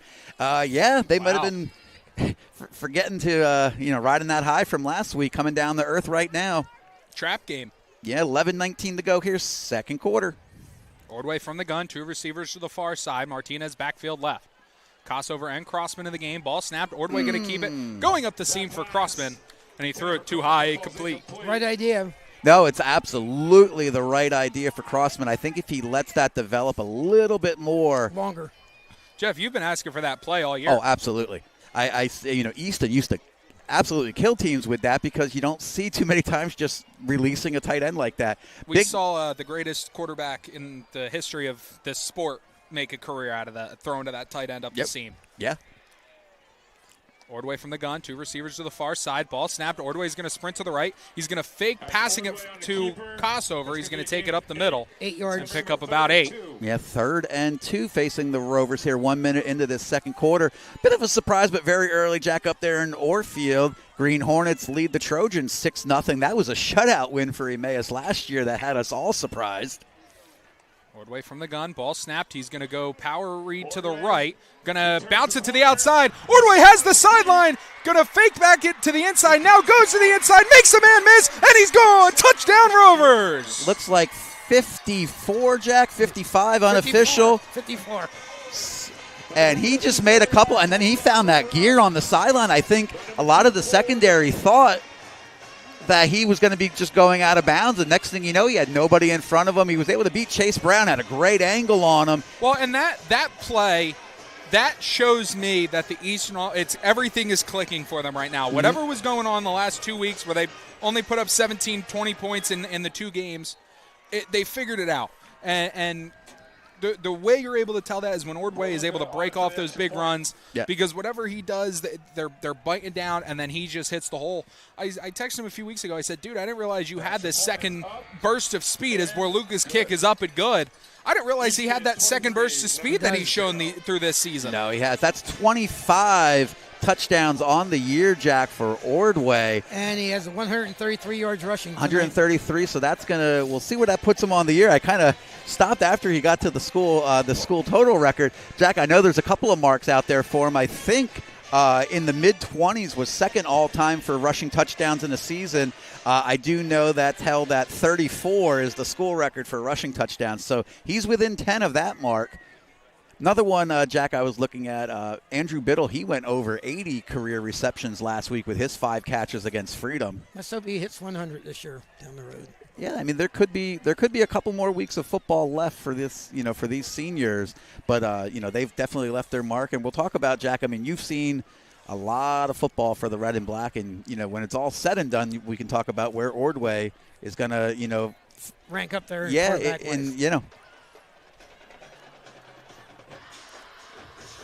When I said it last week, what are we, a week or 2 weeks removed from the new Wall of Fame class? Mm-hmm.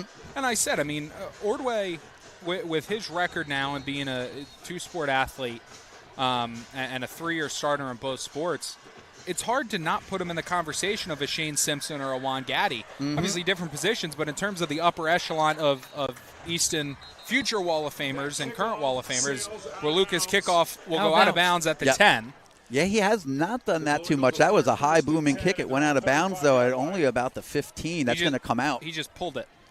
Looked like one of my irons. I was going to say. And our numbers there, yeah, we definitely were wrong. That was not Sean Kilpatrick was not the injured player. He's out there on kickoff and now on defense. So Easton, they've done a great job. Safety on their last defensive drive. I guess it's not a possession, Jack. When I think it was Kilpatrick, Jeff, last year that was out there playing with a club on his hand when he broke it. As they're going to fake the toss, going to throw deep down the right side, has a man wide open, makes the man miss, now has blockers going back to the middle of the field, and he's going to be trucked down from behind at the 35. Yeah, it looked like either Algie Macon got to him. I couldn't see the other player, but they're able to hem him in. He was trying to cut back across the field at the 30. But it didn't look good for a second. He had 2 blockers and 2 defenders. He had every inch of grass to his left going back to the middle of the field, and somebody was thankfully able to track him from behind. Nice development play for the Blue Eagles. Well, and that's the benefit, too. I mean, you kind of have a mix of the last 2 years of your defensive line. 2 years ago, they were just kind of big, but they couldn't really move. Last year, they were just fast, but they would kind of get moved around. This year, you have a good mix. Algie Macon, he's stronger and faster than you.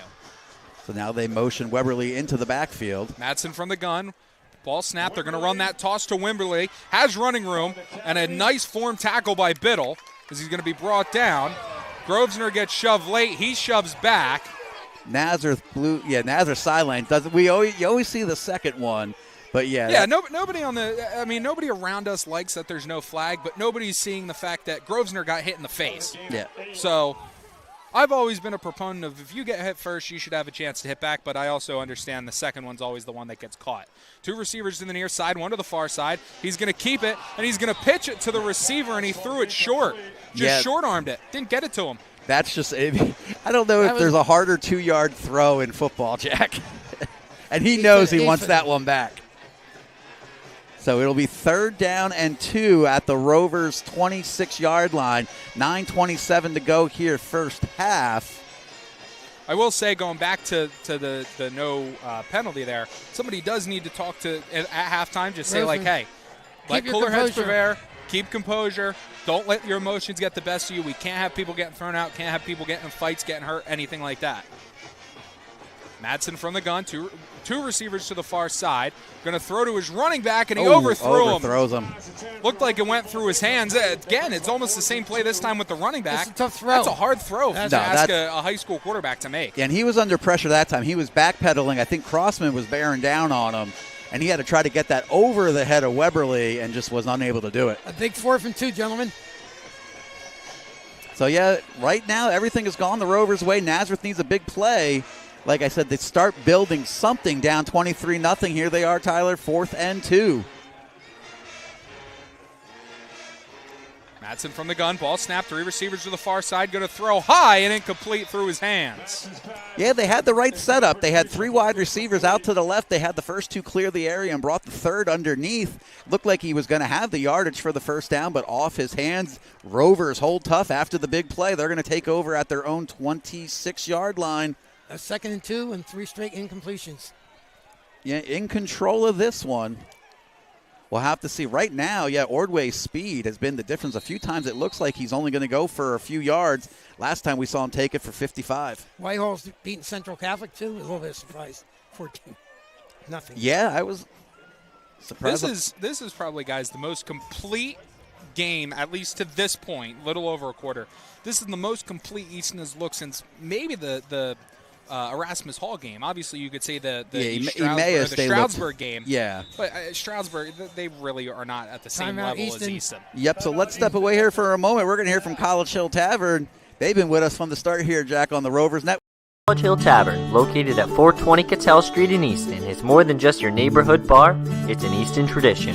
Whether you're off to Fisher Field to watch Lafayette or simply passing through town, stop by the College Hill Tavern, where the Milham family serves some of the best food, drink, and company around. The College Hill Tavern is a museum for Lehigh Valley sports fans, so you always have an opportunity to talk about local high school, college, or professional sports with your fellow patrons.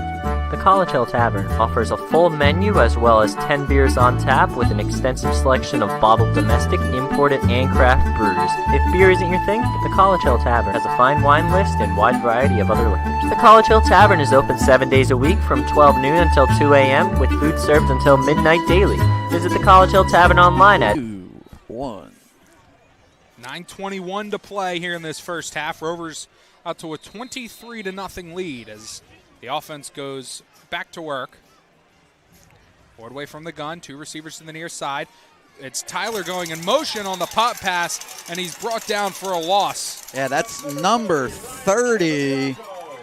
Not on my I have to get the actual roster, but number 30 for Nazareth, bringing them down. Nice they knew job. that play was coming. That was a great job. Well, they've gone a lot of the times when they run that play, it's been the freshman Fadine. Yeah. They went away from that a lot of the time when they, even if they're faking that jet motion, or the jet sweep, I should say.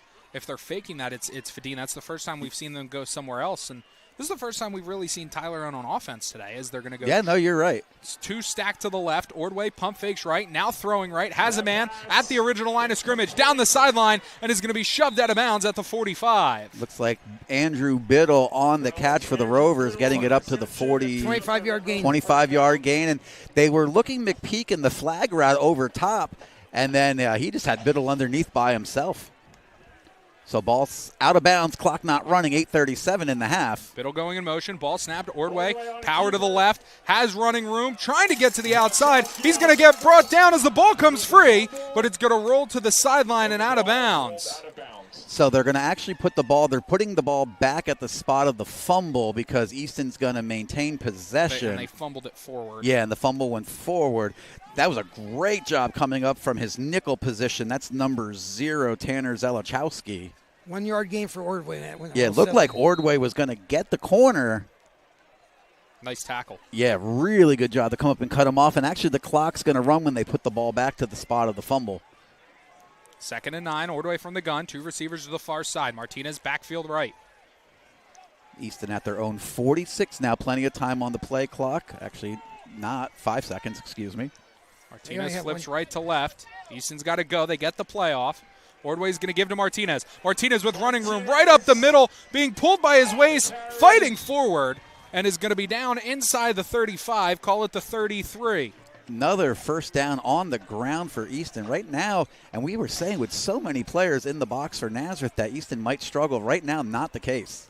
Rovers going quick. Ball snap. Going to give to Martinez. Trying to get to the outside. Cuts back to his left and is going to pick up about 5. Well, Tyler, this was something I got a chance to see the fourth quarter of the Blue Eagles last week against Northampton. And that was a game where Northampton just kept pulling away from them because they were just able to run the football. Nazareth wasn't able to stop them. And Northampton came away with a 20-point win in that one. Confusion on the Naz defense trying to get somebody off the field. They go with the freeze play. Clock at 7.5 to go in this first half. 23-0 lead for Easton. 2 receivers to the near side. Martinez backfield left. Ball snapped. Ordway. He's going to pump fake left. Breaks a tackle in the backfield and is going to be brought down for a loss of about a yard. Yeah, it looked like they brought the nickel back on a blitz there. It was a good job actually to get picked up by one of the linemen. That's Zelachowski, not able to bring him down. Ordway able to get back to the line of scrimmage. 3rd down and 7 here. Ball right on the 30-yard line of Nazareth. Under 7 minutes to go first half. And like you said, Tyler, Easton wants to keep the throttle down.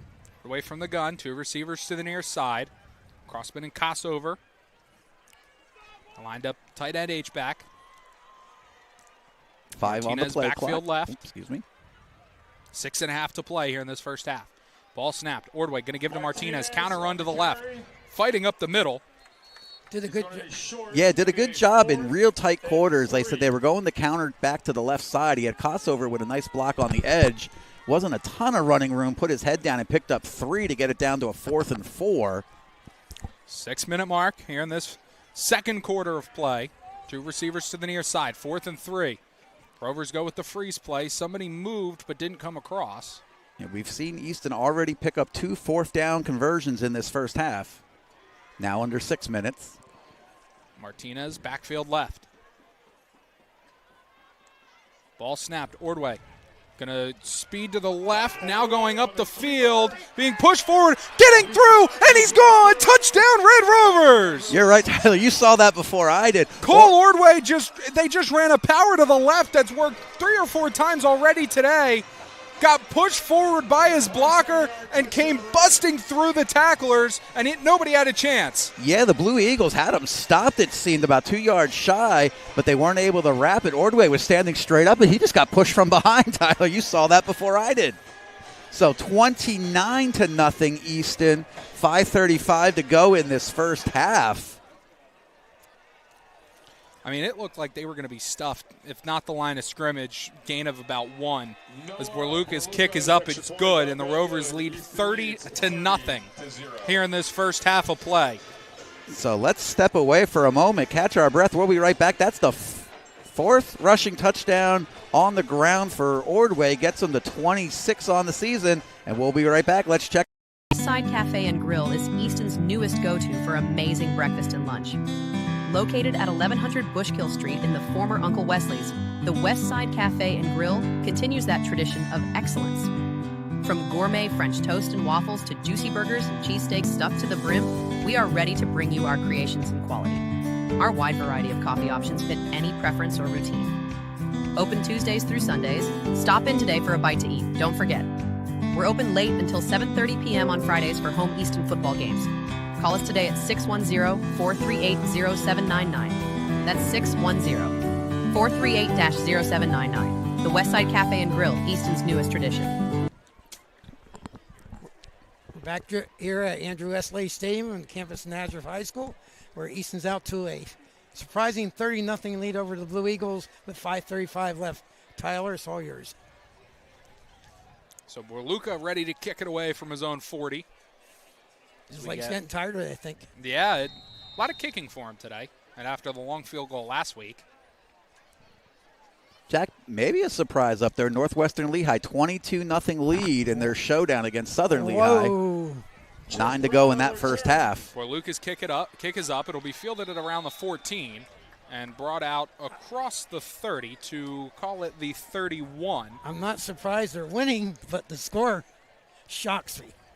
Yeah. Well, I think that's kind of what this game is, too. I think if people were to check in and just hear, okay, Easton's winning, I don't think a lot of people would be surprised. Wow. I think with 5.5 minutes to play in the first half, being told that Easton's up 30-0, I think people would be surprised. Now, surprise was 6-0 Emmaus, but Parkland comes back with 14 straight. They're up 14-6, looking to get to 10-0 as well in the Lehigh County division.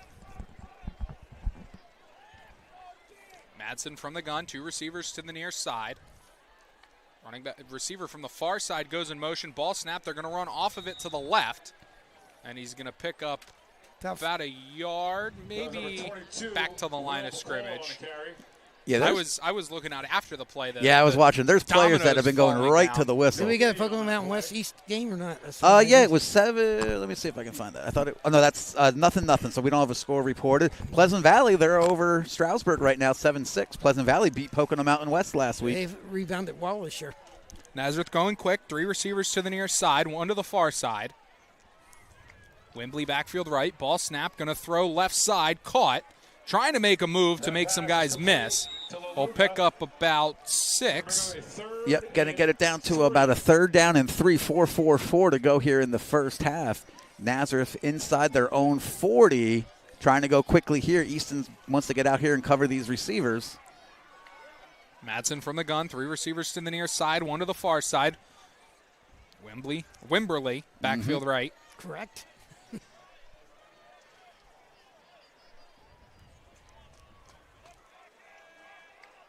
Ball snapped.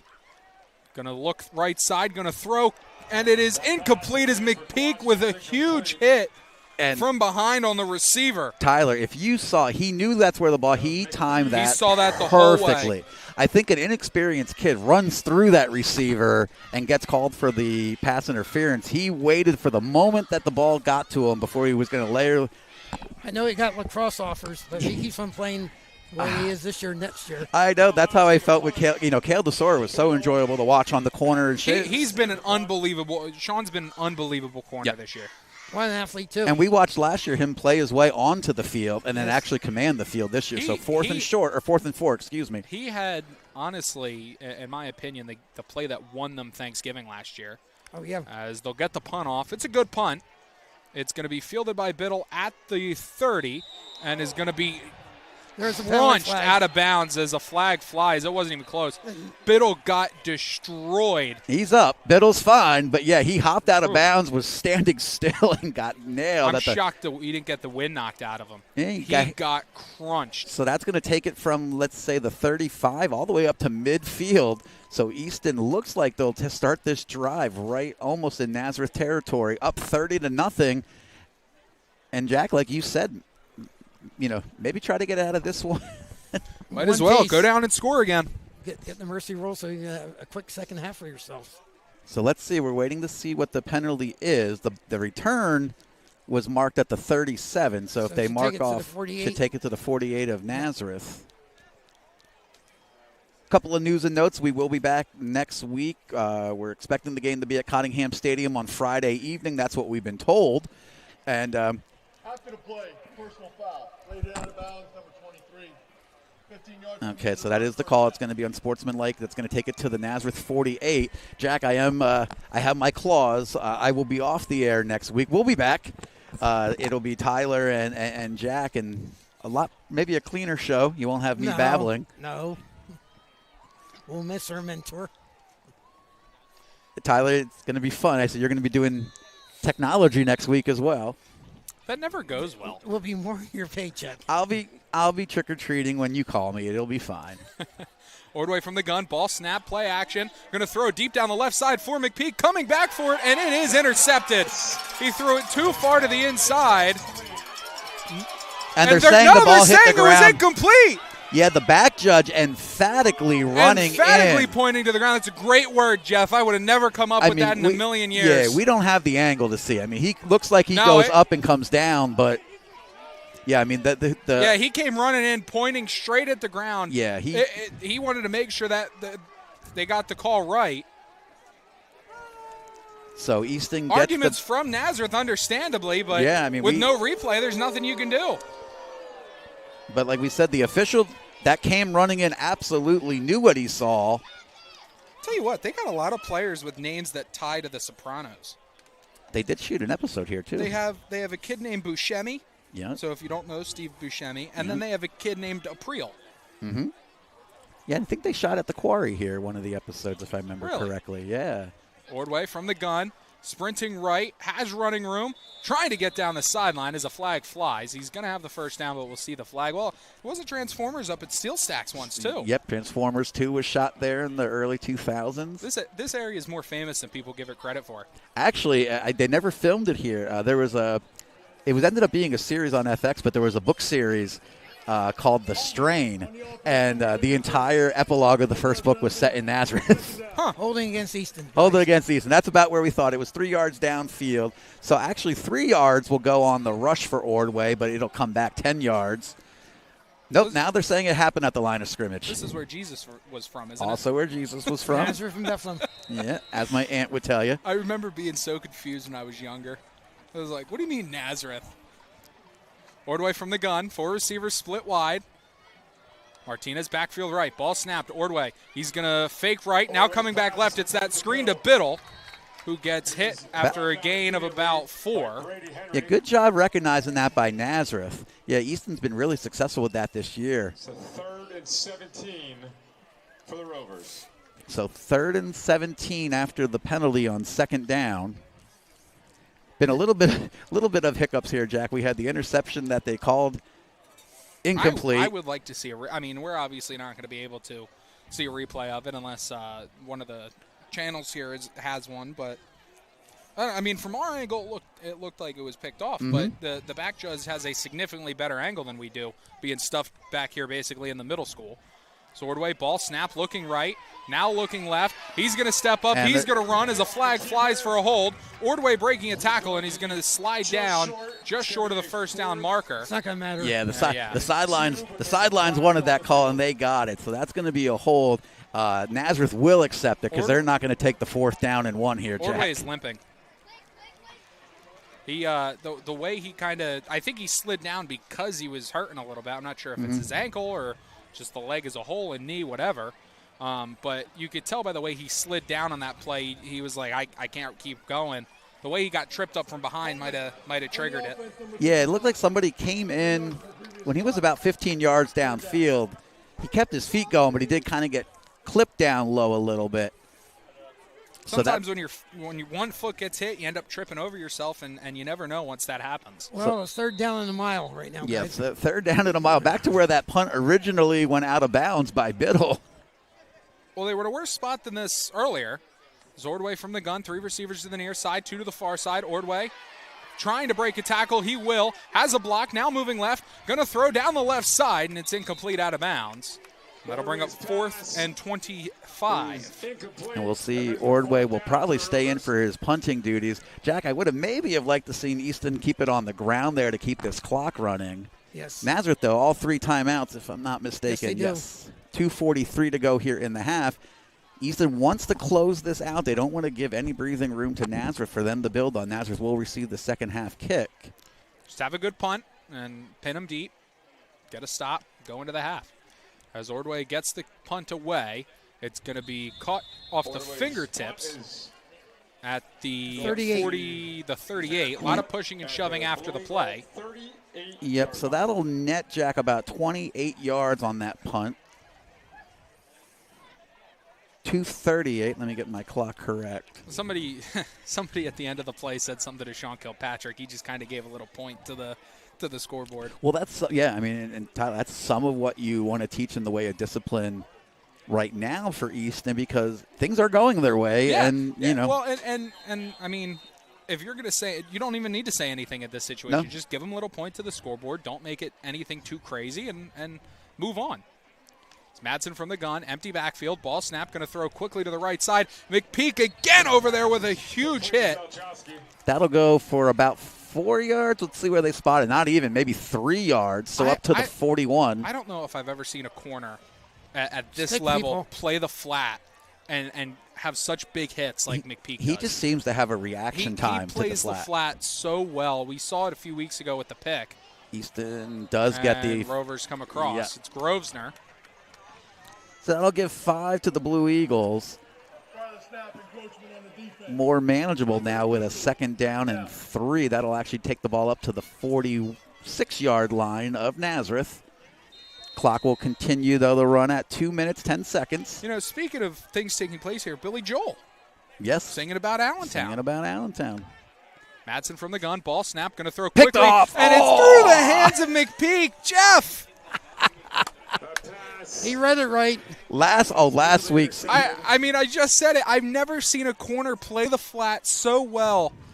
And that was an unbelievable play. It just went right through his hands. Yeah, he was looking for pick 6 number 4 on the season. Jack, also that one last week that went through his hands. That would have been pick 6 number 4 last week. The one he had last week, I think he wants that one back a little bit more than this one. I mean, that ball was thrown right to him. Yeah, I mean, I think all he could do at this point is just laugh that one off, because you're not going to have an easier interception in high school. I saw Sean's younger brother plays baseball with my youngest brother, and so I saw him after the game. I said, Tyler, you would have caught that one, right? As Wimberly, getting to the outside, has running room, down the sideline, is going to be forced out of bounds. Across the 40. Yeah, right off the snap, it looked like Algie Macon was going to get up the field and possibly cut him off, but good job Wimberly turning up, and then he does got some jets. So Nazareth with their best, not their best field position, they were a little closer, but right now at the 39-yard line of Easton. Plenty of time, 1:52 and 3 timeouts. Clock stopped with the out of bounds. Hadson from the gun, 1:52 to play. 3 receivers, trips to the right, 1 to the left. Got Ball him. snapped, he drops, and he's going to get sacked. We'll see if Nazareth takes a timeout here on the sack. That's going to go for a loss of 10 back to the almost midfield, the 48-yard line. And they did, Jack? Yes. Yes, they did. Okay. The clock stopped, as far as I know. And that's what I would have done.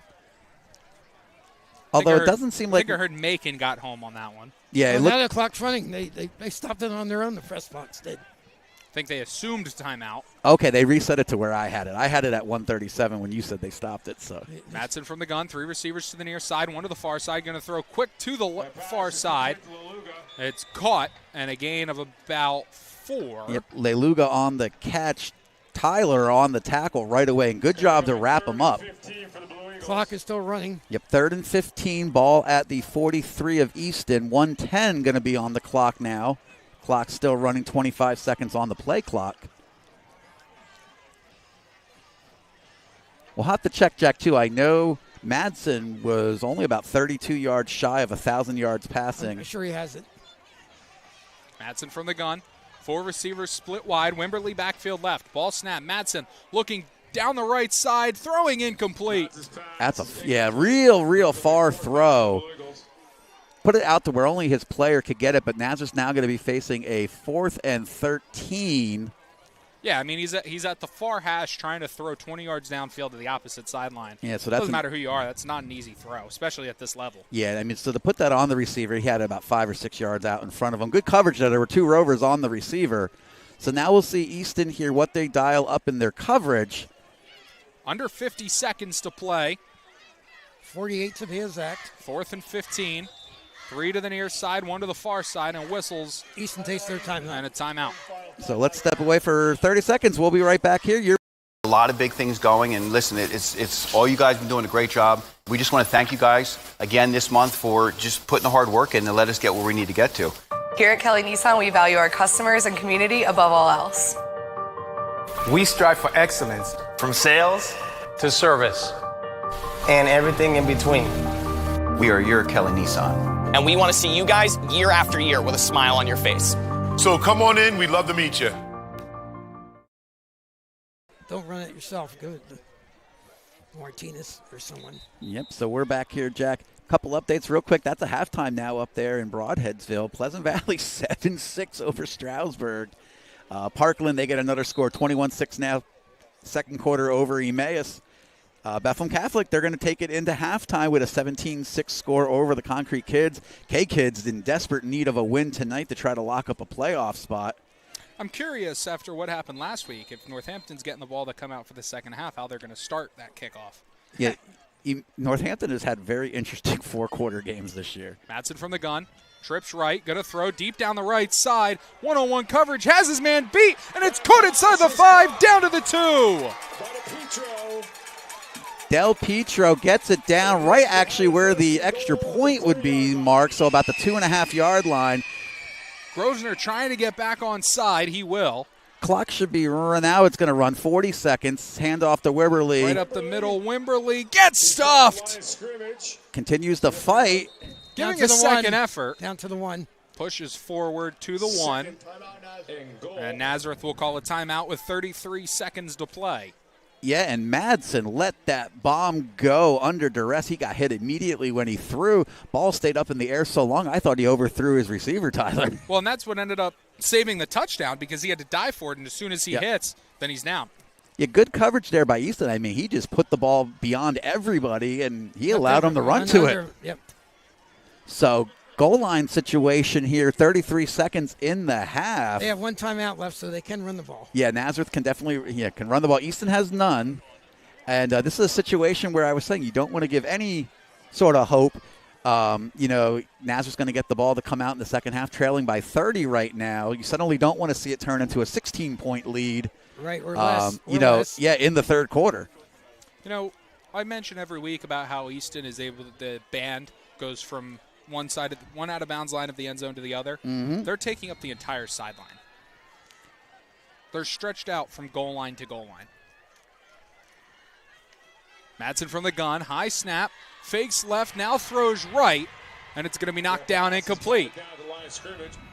30 seconds. Very lucky they ruled that a forward pass and not a backwards because it got tipped and went about 10 yards backwards. Even intercepted. Yeah, even intercepted. But nobody's getting there. Madsen on the pivot. So 30 seconds now. Sorry, I didn't stop my clock. These are two really big plays here. Ball snapped, high snap, going to give to the running back, Wimberly. He's going to get spun down for a loss. Wrestling match looked like Curtis Crossman got to him. Nazareth wants to talk it over with 21 seconds. Back to the 3. I think you have to go for this, right? Yeah, absolutely. But they backed up, so 2 plays in a row were a little precarious there. First, the incomplete pass. That one, high snap, but had a real hard time getting it. And Crossman had nowhere for him to go, so it's going to be a 4th and 2. Yeah, and 2. 21 seconds here. Tyler getting his best view that he can.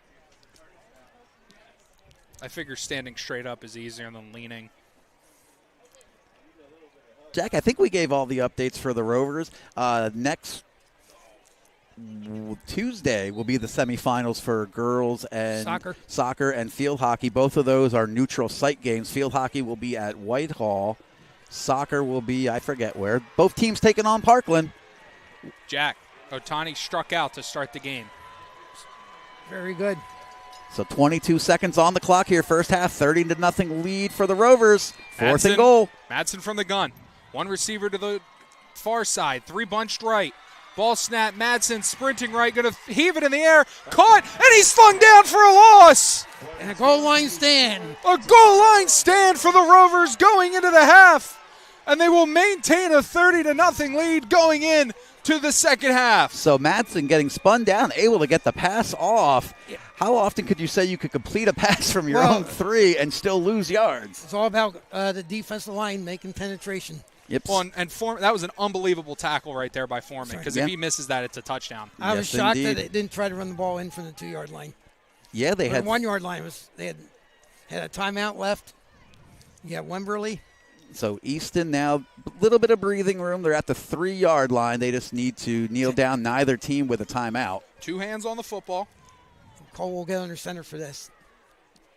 Won't take any chances with any snaps. Nazareth out, timeout. Ordway will just take a knee, and that'll end an unbelievable first half of play for the Eastern Red Rovers. 30-0 as we reach halftime. We'll be right back here on the halftime show from Andrew S. Lee Stadium. You're watching. Law is a litigation firm located in Easton, Pennsylvania. Their attorneys represent injured parties in personal injury litigation, business litigation, intellectual property disputes, trust and estate litigation, and real estate matters. They serve clients in the state courts of Pennsylvania and New Jersey, as well as in federal courts throughout the country. Chuck Bruno is a founding member of Bruno Law and was born and raised in Easton, Pennsylvania. Contact them today for an initial consultation at www.brunolawfirm.com. That's www.brunolawfirm.com. Bruno Law, focused on results, dedicated to advocacy. When your roof is compromised, every passing moment is an opportunity for water to leak into your home and cause serious damage. There's no reason to wait around for help when you have a problem. Fleck Roofing and Construction is a local roofing company in Easton, PA that offers emergency services to residential and commercial customers. Call us today at 610-250-0737 or the web at www.roofwithfleck.com. Giacomo's Italian Grill, located on Cattell Street in Easton, moments away from Lafayette College. Giacomo's has it all. It starts with their cheesesteak, voted #1 in the Lehigh Valley. They have great wraps, pitas, paninis, all kinds of subs. Not to mention Italian sausage, which is all homemade. You can get it in mild, fennel, hot, any way you like it. Giacomo's Italian Grill is open Monday through Saturday, 7 a.m. to 3 p.m. For takeout, please call them at 610-438-1954. That's 610-438-1954. Or visit them at their new location, Giacomo's 2 on William Penn Highway, in the former site of the Miller Paint Store location. Once again, that's Giacomo's 2 on William Penn Highway. Giacomo's, they have it all. 8111. Business owners, did you know Urco Community Federal Credit Union offers business loans to purchase or refinance your commercial property? Urco can provide you with other business loan products like a business line of credit, so you can focus on what's important, your business. Call Urco at 908-859-1811 and speak to a business loan representative today. Subject to underwriting and credit approval. Terms subject to change. Certain restrictions may apply. This is not a commitment to lend. Federally insured by NCUA. By 2 space heaters? Founded in 1996, the Marblehead Chowder House offers a casual, coastal atmosphere with fresh seafood, shellfish, and hearty chowders. Located on William Penn Highway in Easton, the Marblehead Chowder House is the perfect spot for family and friends. Featuring dishes unique to New England and open daily, the Marblehead Chowder House has Ipswich belly clams, fresh lobster rolls, a raw bar, and of course, live lobsters arriving regularly. The only thing missing is the cool sea breeze. With their lighthouse and nautical decor, the Marblehead Chowder House creates an experience like no other in the Lehigh Valley. Established in 1936, Regal Insurance has a long-standing and strong foundation in the Lehigh Valley community. We pride ourselves in offering our customers a personal experience where you are always able to speak directly to an insurance specialist. Access to mobile software allows quick response to claims, questions, and inspections from our experienced team. Whether your driving record is flawless or has hit some bumps in the road, we have great service options for you. If you are looking for an insurance specialist who has your needs at heart, welcome to Regal Insurance. Visit us on the web at Regal Insurance. Regal Insurance. Real people, real coverage. Rutler Screen Printing, founded in 1954 in George's garage, has grown into a leader in the industry.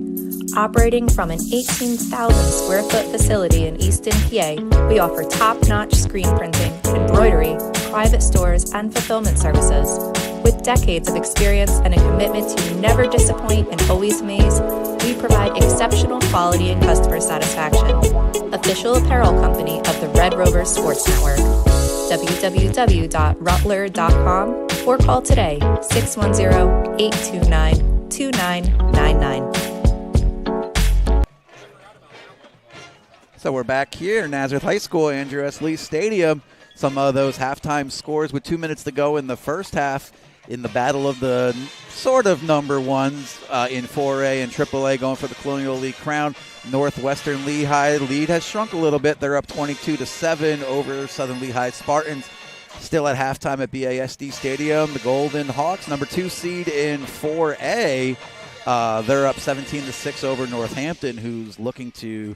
That was a game, Jack, I think they won right near the end last year. Lost right at the end to miss the playoffs. But Northampton could be a really tough out. But first they got to figure out a way to get by the Golden Hawks. Yes, the Golden Hawks have played a good season. Gave Liberty a great battle last week. 21 straight points now for Parkland has them up 21-6 over Emmaus in the second quarter. They've already wrapped up the Lehigh County title, but they want that 10-0 season and a possible shot at the number 1 overall seed in the 6A bracket. Little bit of a surprise there. Central Catholic, they were trying to get a win tonight and get the number 2 seed possibly in the 4A bracket, but they're trailing 28-0 at home to the Whitehall Zephyrs. Whitehall, they're going to be the number 1 seed going into the 5A playoffs next week. Up there, Pleasant Valley, they're in the playoffs in 5A, and the one team up there that we thought, Jack, was looking to solidify the 6th seed, that would be the Stroudsburg Mountaineers. They had a nice win last week coupled with Pocono Mountain West's loss. Now Stroudsburg, though, they're trailing 7-6. We haven't got an update from Swiftwater. That's still 0-0 score for Pocono Mountain East and Pocono Mountain West. And East Stroudsburg North, they're trailing 22-0 to East Stroudsburg South. Jack, I'm going to hand it over to your halftime. Okay. We're going to have Kyle Craig from New Jersey Advanced Media and Lehigh Valley.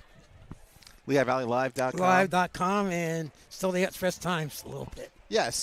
The PDF version of the Express Times. Yes, and Kyle, not surprised Easton's leading at halftime, but 30-0 is a little bit of a surprise. Yeah, I would say Nazareth's offense hasn't really been in sync all night, and the Easton defense had a very nice stand there at the end of the first half to keep them off the scoreboard. But, yeah, it's been a really rocky night for Nazareth offensively. Easton has been executing. They've been converting on 4th downs, and, Cole Ordway refuses to be tackled, so that helps too. Yes, I'm sure Easton would love to hold Nazareth coming out and then score a touchdown to get this to a mercy rule and keep everybody healthy going into the playoffs. Yeah, I think that's probably the goal. A half a quarter more maybe of solid work to get the clock running.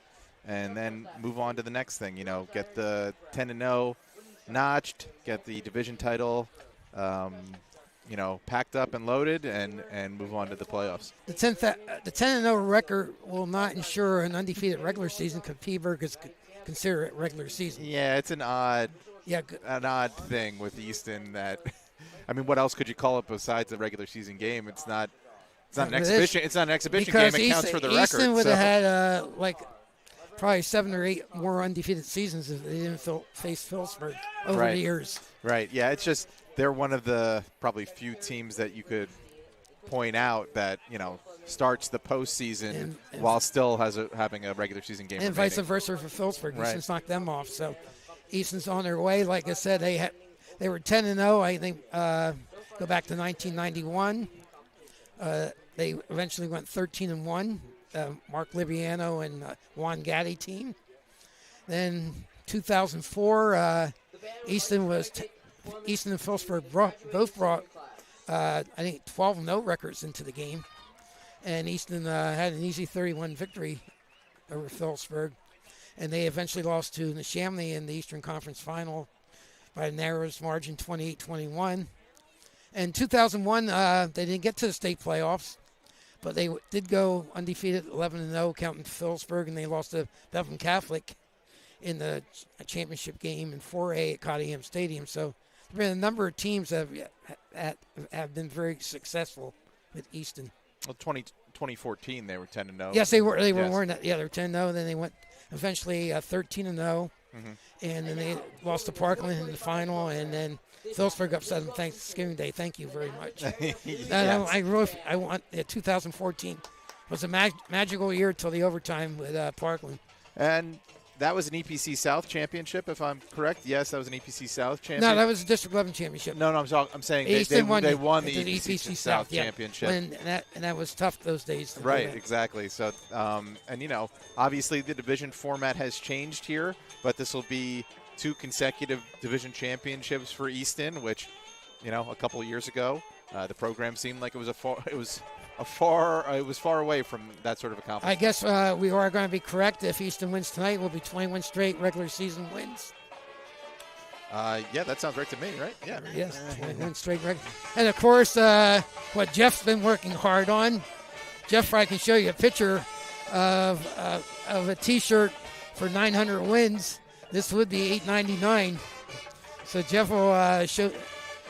Jeff did a great job with the T-shirt. Yeah, I guess we can say that, Jack. I mean, somebody has to. Yes. And I said, with how superstitious Kyle, a family I grew up with, right? You never would think about a win before you get there. It's not there yet. But in terms of this, you figure Easton's going to continue to play high school football, right? So yes. 900. So I kind of put it as, well, they're going to get 900. Eventually. Some point. Right, so yes. maybe we should have. So we did do some stuff behind the scenes. So if you guys are listening out there in Easton land, if we get to $8.99, we would be on the verge of 900. Next Friday night. And we do have stuff ready to go. Dr. Bolts has been really great with that, and our apparel company, BSN. So that kind of stuff will be, we're ready.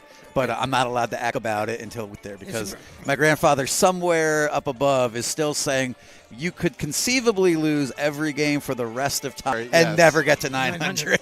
I think that merchandise will be utilized at some point, and if I were betting, I would say it would be sometime soon. Yes. East Penn conference-wise tonight, no real surprises except Beckett's playing tough against Northampton. Yeah, I think what surprises me is just how Whitehall is handling Allentown Central Catholic. Yes. Certainly, from a prediction standpoint, I'm not faring so well this evening. For all the teams that I picked kind of out on my own, Central Catholic was one of those, so that doesn't look super great right now at You're halftime. waiting for the big one tomorrow afternoon. Yes, well, your alma mater has come through for you. It might be up to Liberty to save me the way things are going this evening. So, Whitehall's been very hit or miss this year. Like I said, I watched them against Parkland, and they looked like they had absolutely nothing. And another time that I got a chance to see them, Whitehall didn't seem that impressive.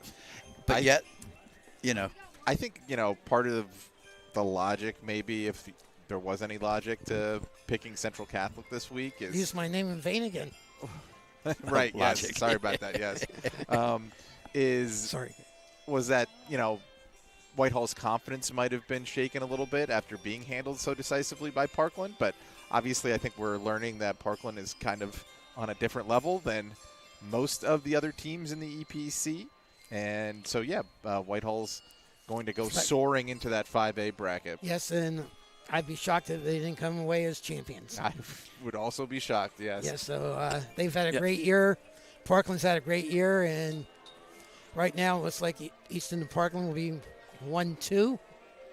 And I don't think Nazareth can lose their third spot. But yeah, I think even with a Liberty win at 7-3. That win over, like I said, Wilson West Lawn probably gave them a lot of points. I don't have the advanced mathematics to figure out all the scenarios. But, I think that's kind of the main thing for Nazareth. What they'll start thinking about as the clock winds down on this game is, how they're going to recover and try to bounce back for next week and try to make a district semifinal. Yeah. They got a ton of key injuries. It seems like it's almost becoming a tradition. An infirmary. Yes. Well, it's becoming almost a tradition, unfortunately, that by this time of the year when the Nazareth captains go out for the coin toss, a few of them are in street clothes. Are in street clothes. So, that's just how it's gone. And then obviously they lost one of the most dynamic, if not the best player in the area in Peyton Falzone.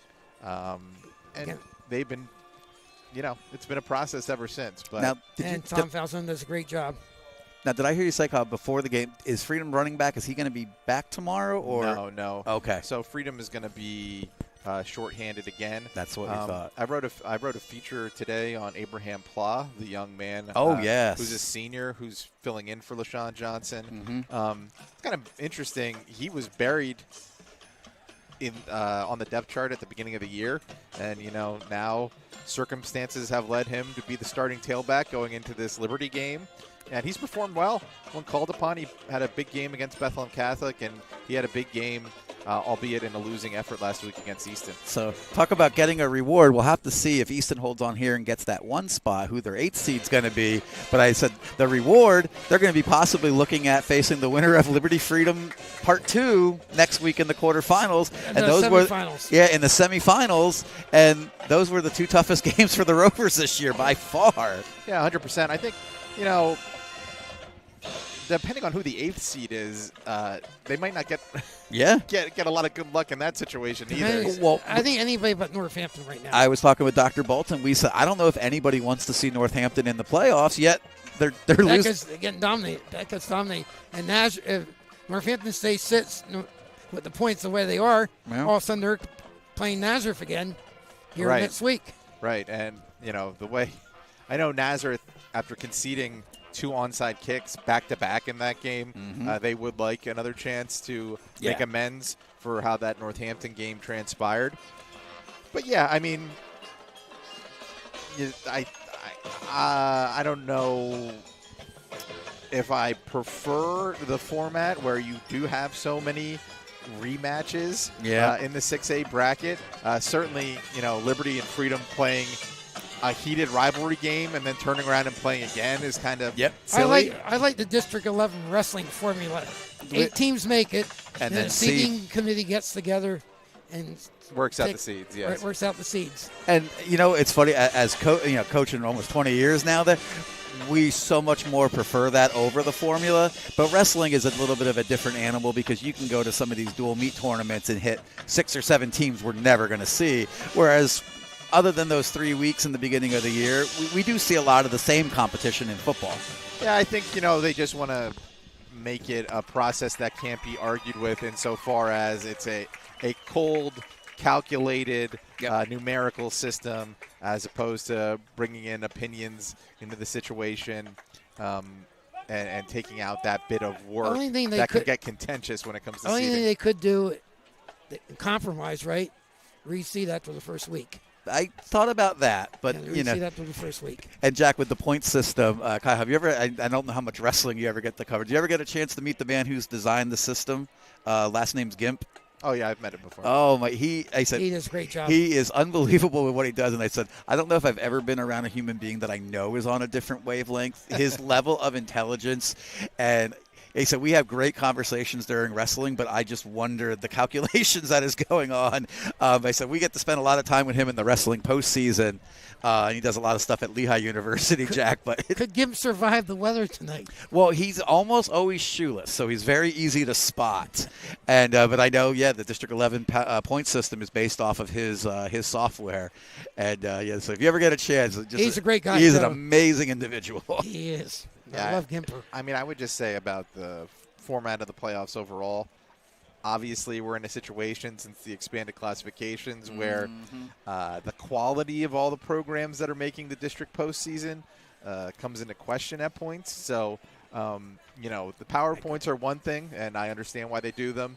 The 6 classifications and some of these fields, I'm not so sure about. Like 5A. Yeah, where we're talking about we're already crowning Whitehall a 5A champion, and we're looking at the 4A bracket trying to figure out how the heck they're actually going to fill it out, and it's going to include a team that's winless, I believe. There's 3 teams that are winless that I cannot see winning tonight or this weekend. So there's going to be 3 teams that are winless battling, quote unquote, for the right. Who lost to the better teams is essentially how they're going to the playoffs. We couldn't find a score between Pocono Mountain West and East. Did you get anything? Or not? I had not seen. Yeah, I haven't seen it yet. If West would win, they could possibly squeeze in number 7 or number 8 tonight. Now that would be a huge turnaround for that program considering where they were last year. Did you do any soccer on Wednesday night? the quarterfinals started for most of the classifications? I have not. I did not do any soccer Wednesday. No, I did the EPC soccer finals. Oh, okay. I was unaware only because my niece, I'll say hi to Madison. She's an assistant at Bethlehem Catholic, and they were 6-11, but made the 2A field because they took an automatic 8 teams. And I thought that 500% was a rule across most sports, but apparently in soccer it no longer is. It depends. I mean, it is a rule like.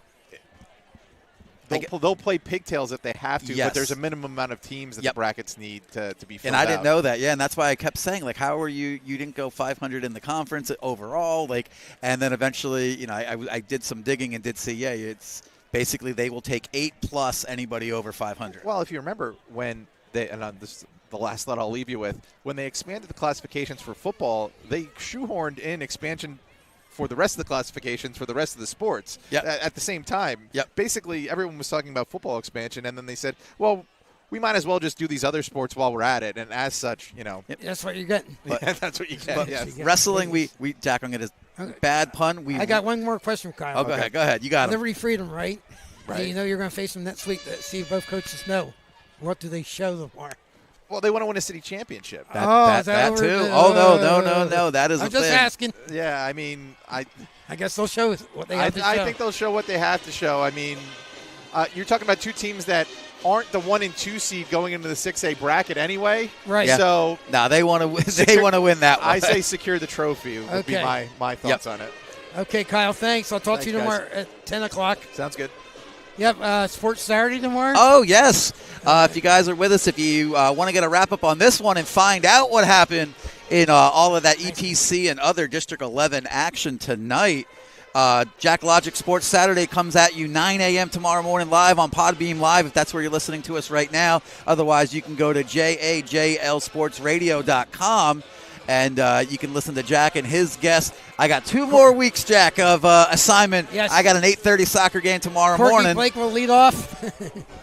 And then followed by Tony Ventola, Kyle Craig at 10, and Bruce Nagy at 10:30.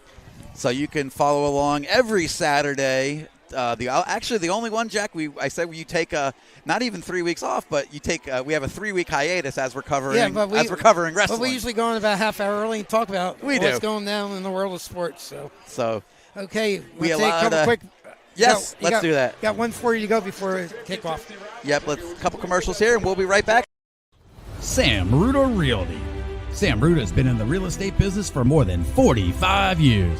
A lifelong resident of Easton, Sam serves the greater Lehigh Valley area.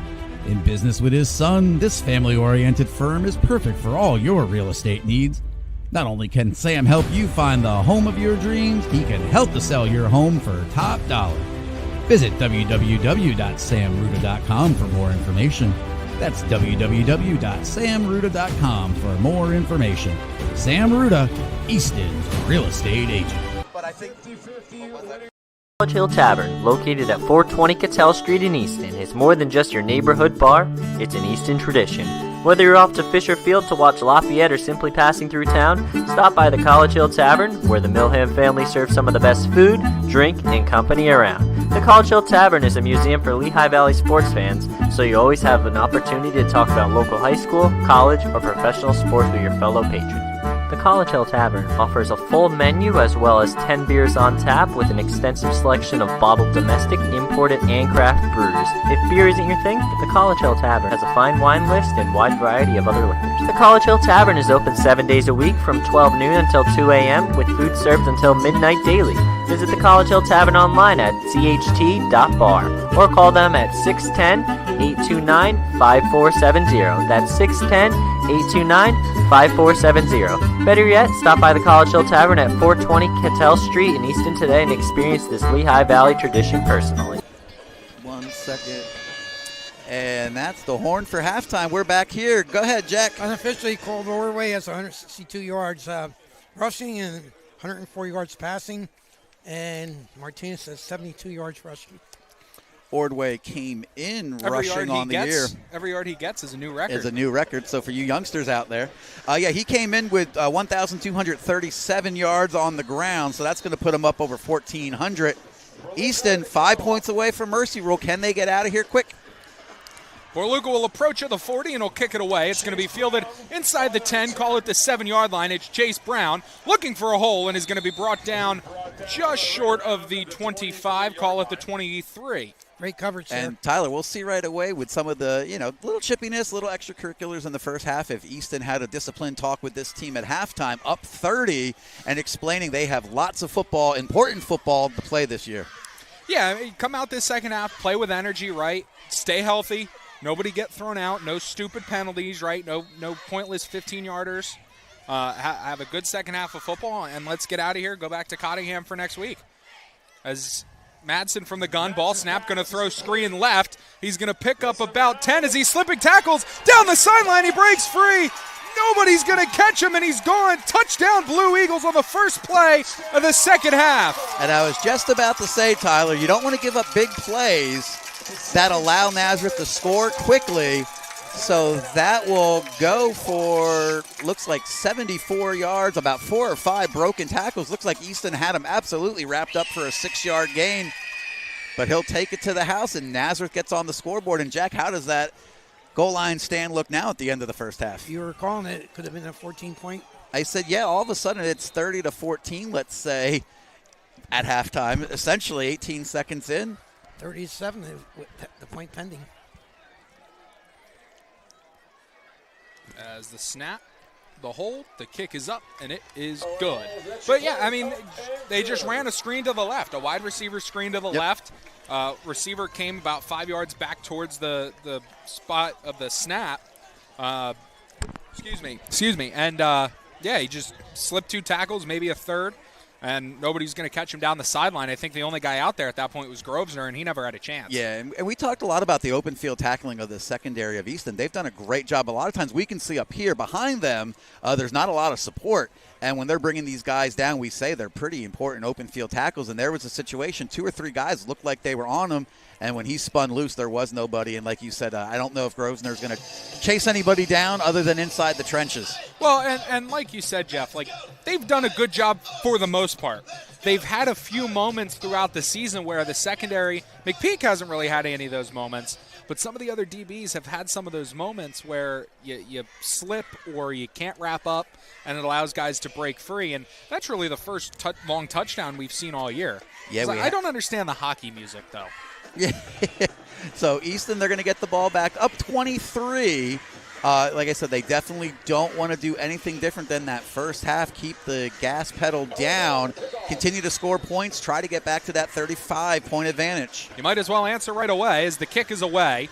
It's going to be fielded inside the 10 at the 5 by, I think that's Fadine. Fadine slips a tackle. Yep. And he's going to be out just shy of the 30 to the 29 as a flag flies. Yeah, that's a tough one. It's going to be a block in the back at the 12-yard line against Mike Zamora. And he tried to avoid it. And that was tough. He had the guy around him. He was trailing him, and when the other guy slowed down, Mike had nowhere to go but run through his back. Not the start the Rovers went for the second half. So that's going to back him up to about the 6. They played a relatively clean first half. That's what's killed them in these last 2 weeks. It's been the penalties, and even going back to the Northampton game. Which I wasn't there for, but just listening to it, it felt like every play you were saying there was a flag. These last 3 weeks haven't been good with flags. They've played a little bit more disciplined, 1 or 2 just poor disciplined penalties to this point. But a couple special teams penalties where it's you got to pull off of a guy. You can't push him in the back. So situation here for Nazareth to build on this momentum. First score of the game. Now they have Easton backed inside their own 10. Ordway from the gun. 4 receivers bunched at the line. Ball snapped. Ordway's going to keep it. He's going to fake, and he's going to try to run and get stuffed at the line of scrimmage. They're going to give him 1. Yeah, they looked like they were going to that same little flat dump pass that they opened the game with. That time it looked like they were trying to dump it off to Biddle. Good job, though. There was no way that was going to be complete by Ordway, so good job on the pull, but takes the hit 1 yard downfield. Now they have it 2nd down and 8. Ordway from the gun. 2 receivers way out to one way out to the far side. Biddle slot right. McPeak to the near side. And Nazareth's continuing to play tight here. Weberly deepest man, 7 yards off the ball. Martinez left to right in the backfield. Crossman goes in motion left to right. Ball snapped. It's going to be a give to Martinez. Breaking tackles and he's going to pick up about 4, just shy of the 15.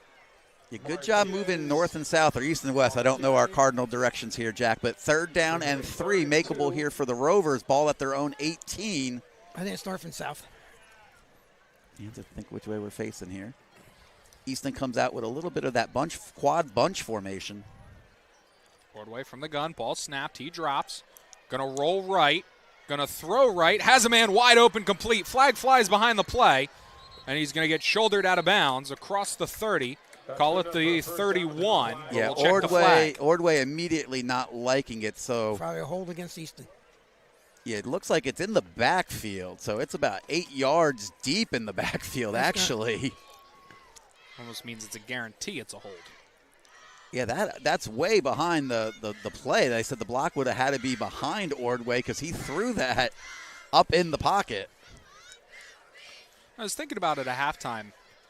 I obviously was not a Nazareth student. I don't know if I would have been able to control myself from not doing Eagles chants all day, every day through the hallways. Like, even walking in here, I'm wearing my Eagles Super Bowl hat that I wear every day. Mm-hmm. And I've had a few Nazareth fans yell, "Go Birds!" And if you're an Eagles fan, it's disrespectful not to respond. But can I really be saying "Go Birds" on a day like today? So half the distance to the goal is going to put Easton back at the original line of scrimmage, 3rd down and 10. Ordway from the gun, Fadine going in motion. Ordway is going to take it right up the middle, has a block, trying to split defenders, and he's going to be brought down. And we'll see. There was a hold right in the middle of the another penalty. Yeah, there was a hold right in the middle of the play.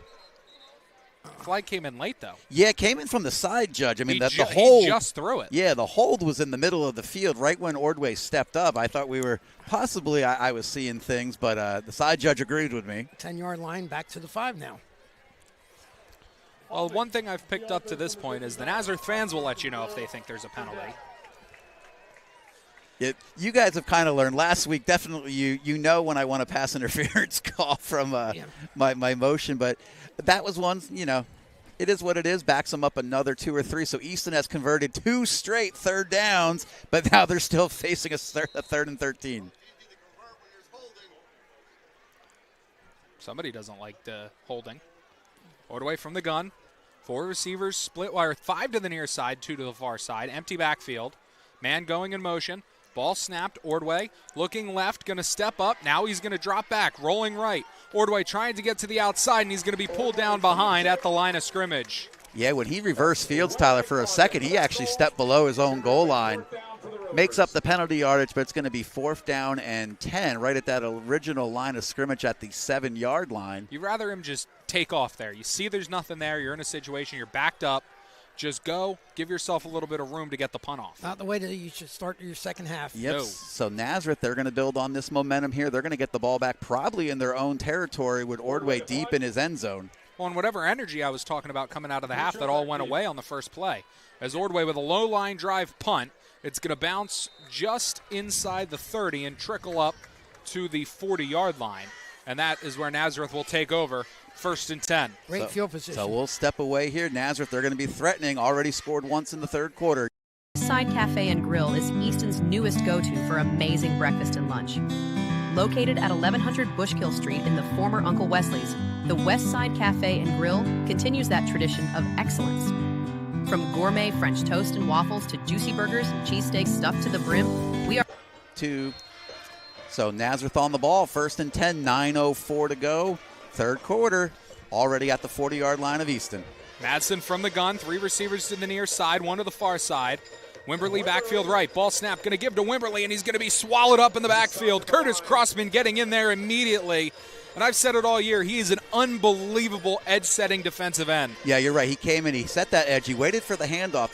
Madsen really hasn't pulled much tonight, but as soon as the handoff was there, Crossman comes up, no gain, 2nd and 10 for Nazareth. I would say that's easily the best part of his game as a defensive lineman, his ability to stop the run. Madsen, they go with the freeze play. It's 4 receivers split wide. Wimberly backfield right. The air is different here in the stadium, though, Tyler.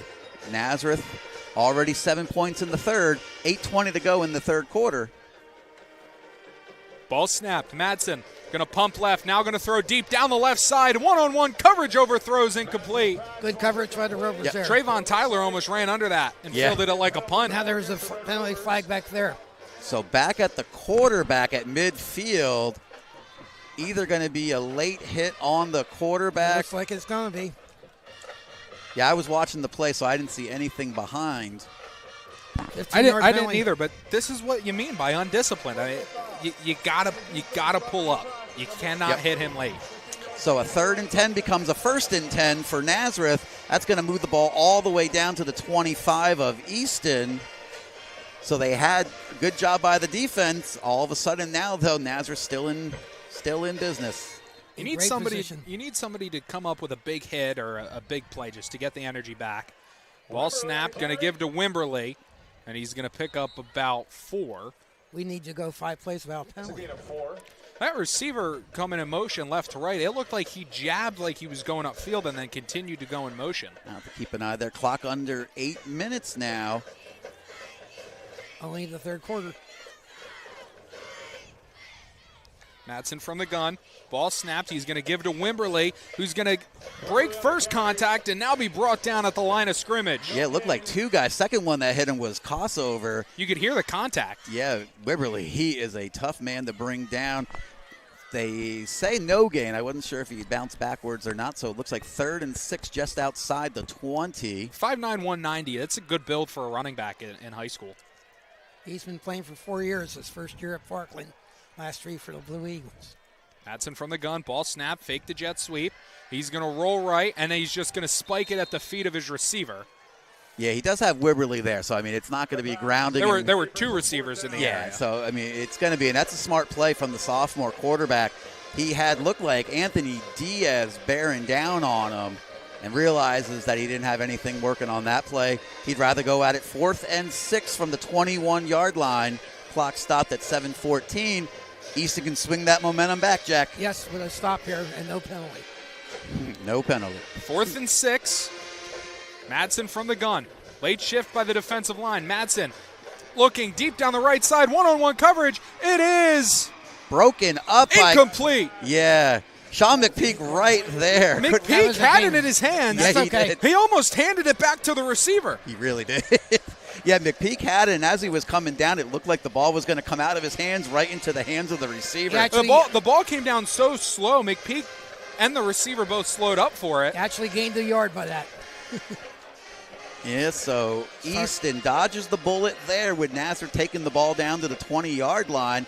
They're going to take over now, second possession of the half. Easton had to start from their own 6, and Jack, we saw penalties there. They picked up multiple first downs and three big penalties. Have nothing to show for it. So they have to clean it up here if they want to get positive yardage. Ordway from the gun, 2 receivers to the near side. Ball snapped. Ordway going to give to Martinez, trying to get to the outside. Martinez has a block, splitting defenders, and is brought down from behind at the 45. Put a star, Jack. That is Gavin Crossan. Every bit of effort there. He was leading them downfield 15, 20 yards by the big center. You love to see it. I've said it the last few weeks. He reminds me of Jason Kelsey. The build, the hair, the way he plays, his toughness.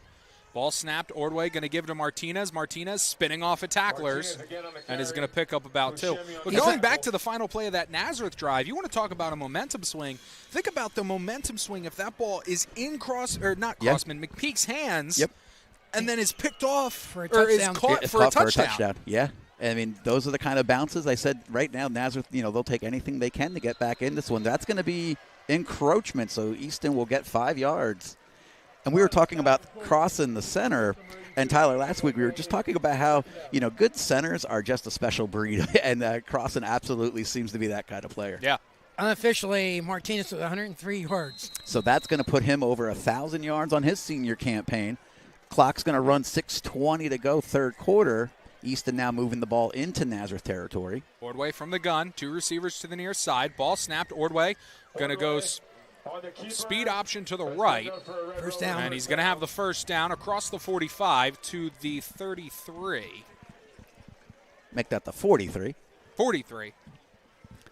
So unofficially 169 for Ordway. Yep. 6:07 when they set the ball, now 6 minutes. Ordway, ball snap quickly. Ball going to give to Martinez. Has running room. Getting to the outside. Has a block. Martinez is Can't tell. in. Touchdown Rovers. No, I think they're saying 1. No, they're going to mark him short. Now, actually, they're saying Trayvon Tyler on the carry. I got to see if we can get the number. They did say number 9. Yeah, they did say It was Tyler. Trayvon Tyler on the carry. Man, it didn't look like he stepped out of bounds from where I was. Oh. What yard line did that play start from? The 43. 43, 40-yard game for Tyler. Ordway, ball snap, going to give to Tyler, and he's going to get stuffed. Lose about a yard.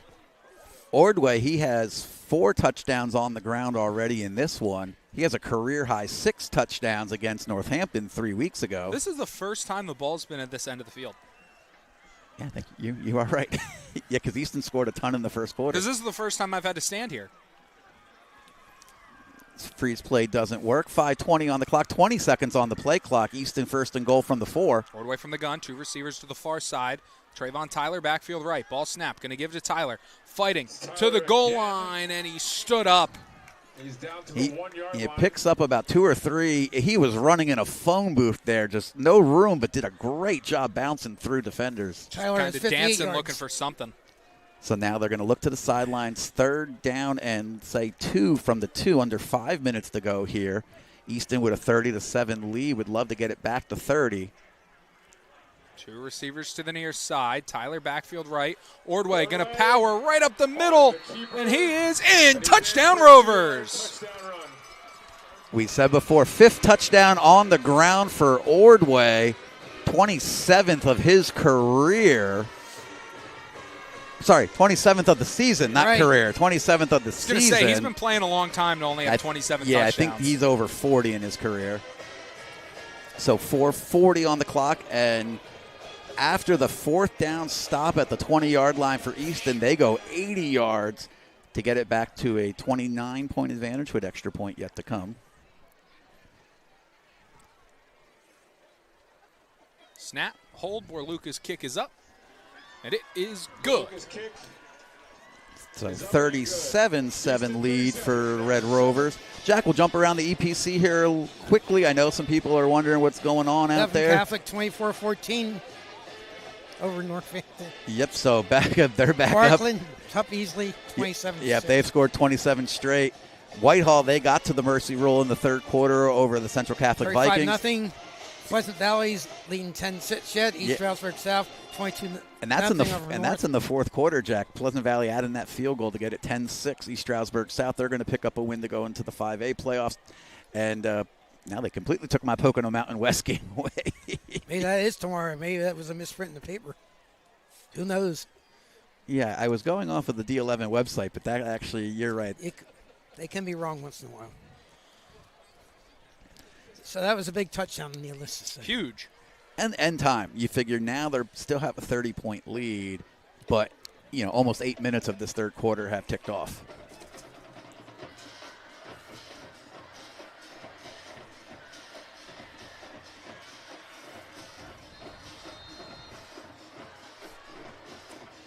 So Borluca will approach from the 40. And he'll kick it away. It's going to be fielded at the 10 by Chase Brown. Looking for running room, cutting it upfield. And he's going to be brought down at about the 29-yard line, and that's where the Blue Eagles will take over. Well, Coach Senego will be very happy with the effort. Mm-hmm. I mean, but he has something to harp about is the penalties. Yep. Oh, no, absolutely. It's the undisciplined penalties, I mean, right? Yes. Penalties are going to happen in this sport. That's just how it is.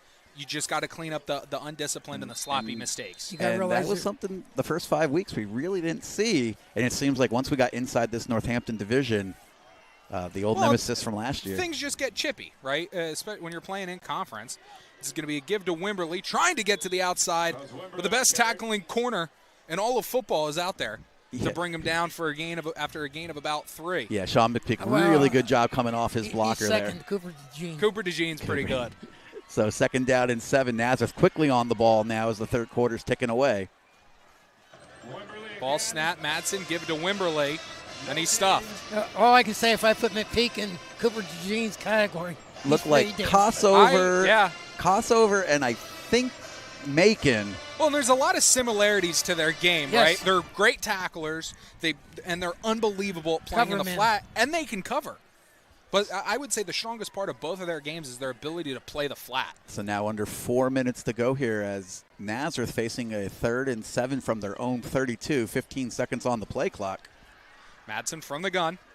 3 receivers to the far side, 1 to the near side. Looked like somebody moved early. Yeah. No flag. Going to throw deep down the right side, 1-on-1, and he threw it over his head incomplete. Yeah, that was about 3-4 yards out of bounds. What McPeak does, too, he gives you the sidelines, and if you're catching it, you're not going to end up catching it in play. He Tyler. uses the sidelines as an extra defender. I mean, we say that a lot as defensive back coaches. You say, you do. And it's a McPeak has really figured out how to use that line as another defender. And what Tyler referred to earlier, hitting Scarborough last year in the third quarter met the game probably because Peaburg was one-dimensional after that. Peaburg, I mean, they were up. Well, 2 years ago, we saw them run all over Easton, right? And that's what won the game. And then last year, they had to go to the pass. They were passing team as he gets the punt off. Biddle will field it at the 36, looking for running room, cutting left, and is going to be brought down right where he originally caught the football. But, like you were saying, Jack, as soon as Scarborough leaves that game, Easton, I believe, was down 14-0 before he left. Yes. And everything changed from then on. They scored 17 points. Scored 14 straight going into overtime. And then Borluca with his lone field goal on the season. Jack, I don't want to give out wrong information, but I think I saw it today. If you guys were still looking for tickets for the Easton Peaburg Thanksgiving, next Saturday, November 1st, I believe ticket sales go on. You got to go on your computer. Yes, they're all computer. I believe season ticket holders, obviously, they've had their stake in students, but I did see, public remaining tickets will go on sale to the public next Saturday. Well, I'll say this, too, and I've joked about it for the last 2 years, but that was the most painful win I've ever experienced in my life. Last year? Yes, last year's Thanksgiving Day game, just coming off of being a senior and not having the best of years. Is Ordway going to go right up the gut for a gain of 5? Yes, I remember when that game ended. Normally you're thrilled because they won. Last year I felt somewhat indifferent. So, Jack, I do have the official plans in place. I am attending the game. That was the promise I made during our preview show last year. I'm attending by myself. The wife decided warmth and the kids. Baltimore Ravens is more important than Easton. Yes. Wait till I see Treasure. Stout going in motion. Ball snapped. Ordway going to give it to Martinez, and he's going to be brought down for a loss of a yard. We going to do a show for that? I think we can again. That was a great time, Tyler. And so this year we can bring you in as one of the hosts. All right. But, I'll be at my first game. I haven't decided yet. I was offered 3 options. I said I can be in the booth, I can be on the field level, or I can be in the bleachers. You haven't decided yet? I haven't decided. I don't know what I'm going to do for number 1. Well, we'll talk about it. Ordway from the gun. Ball snapped. Throwing deep down the right side. Fallon wide open. He overthrew him. Had him wide open with just the sideline and green grass ahead of him. So 4th down and 7. I'm sure Easton will punt here. Yeah, Ordway will stay on doing the punting, and they are going to run that punting unit on. I forgot I'm not VIP like you two yet. You guys get all the special privileges. Well, that was one of my things. I need to find out where Jack watches the game from because I'm sure that's probably one of the better options. Yes. Easton in punt formation with the clock stopped at 2:14. Snap. That's a nice Ordway punt. punts it away.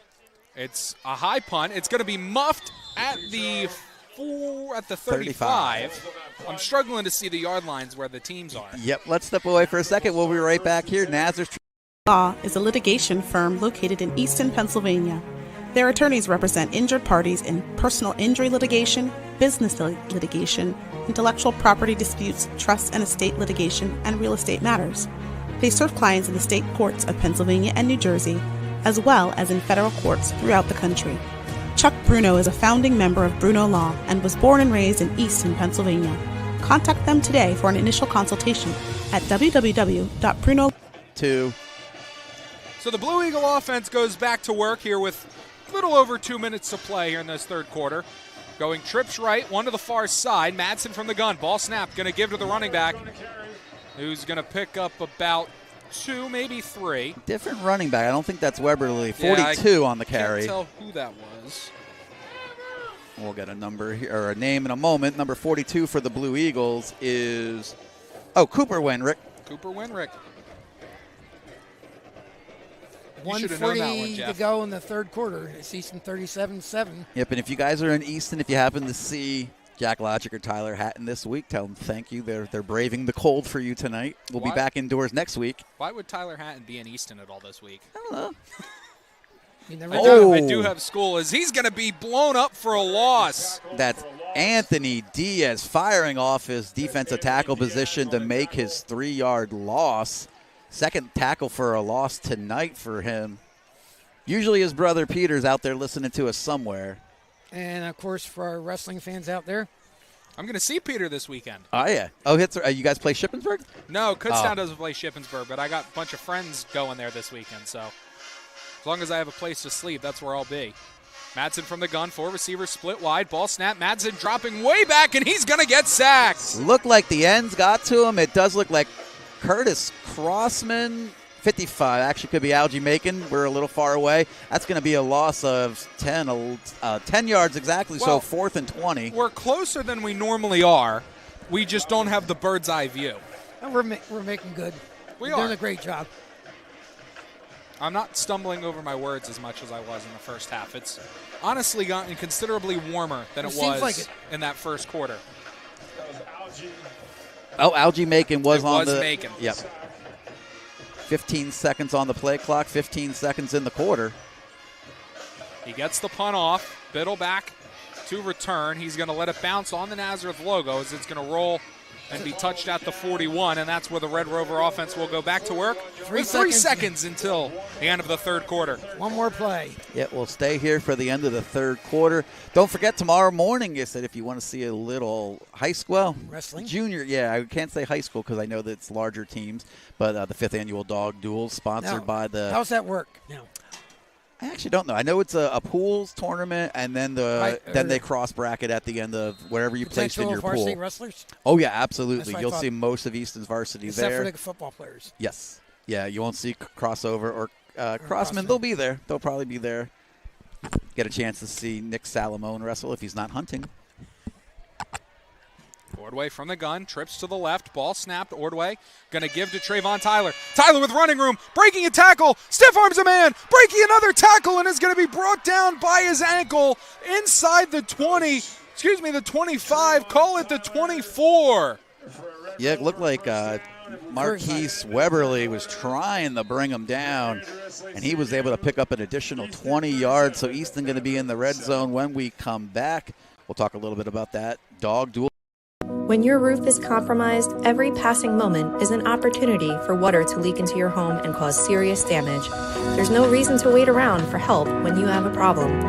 Fleck Roofing and Construction is a local roofing company in Easton, PA that offers emergency services to residential and commercial customers.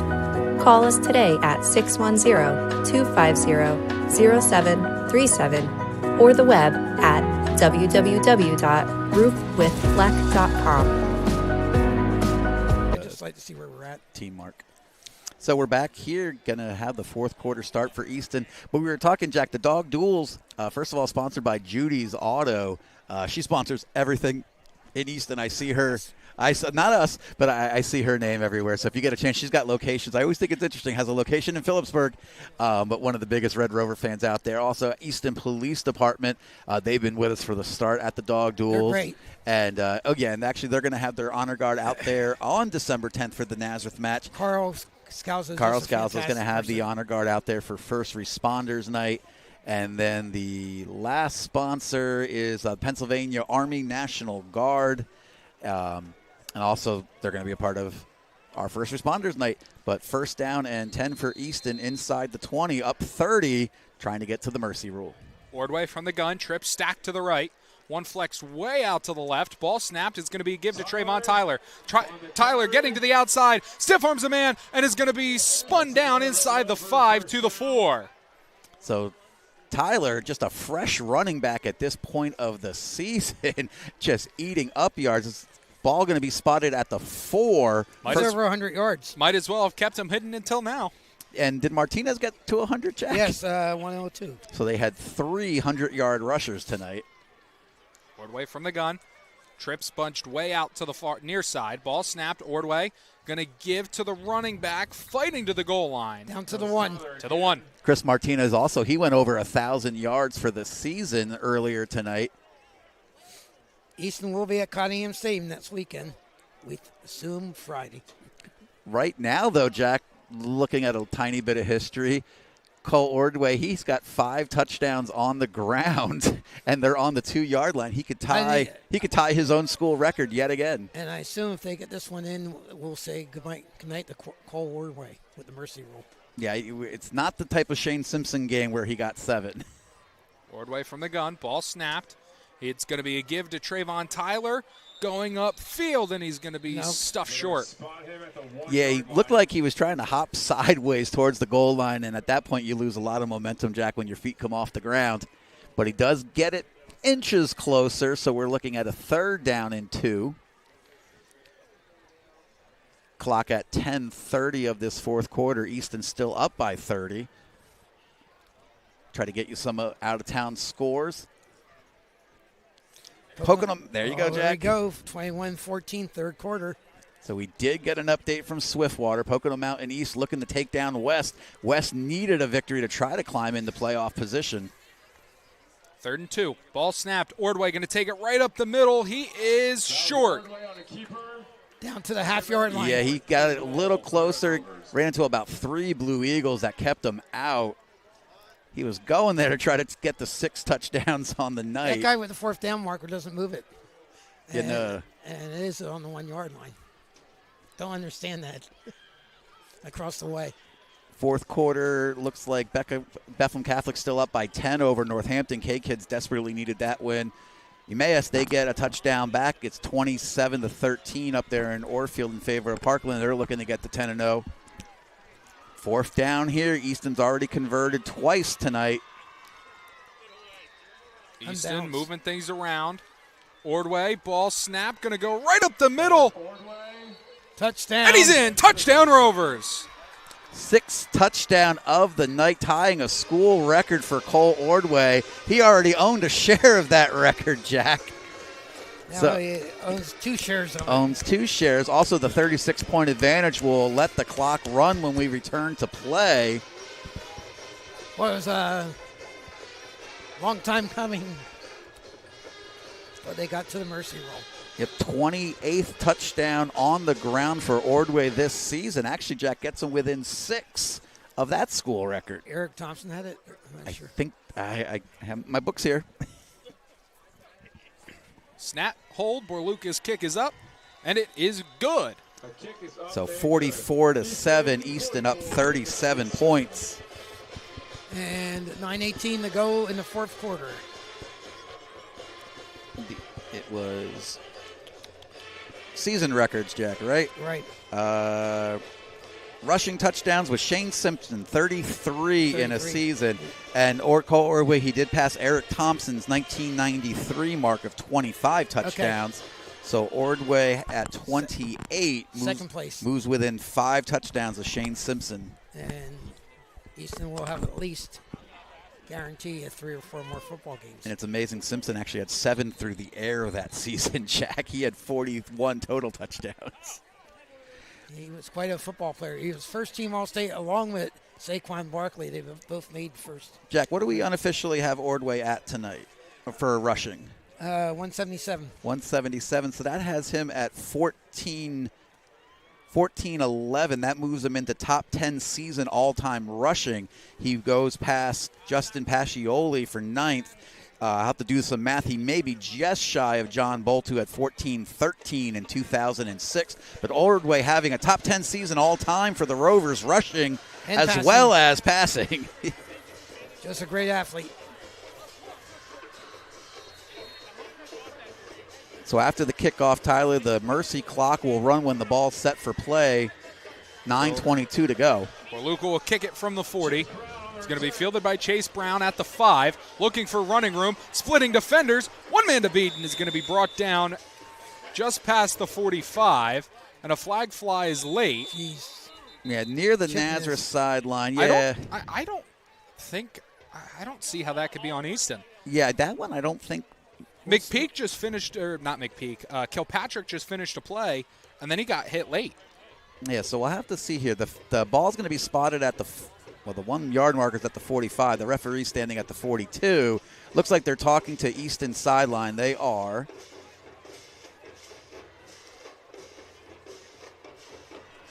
Well, actually, they're talking to both head coaches right now, trying to, although they're going to mark it off against Easton.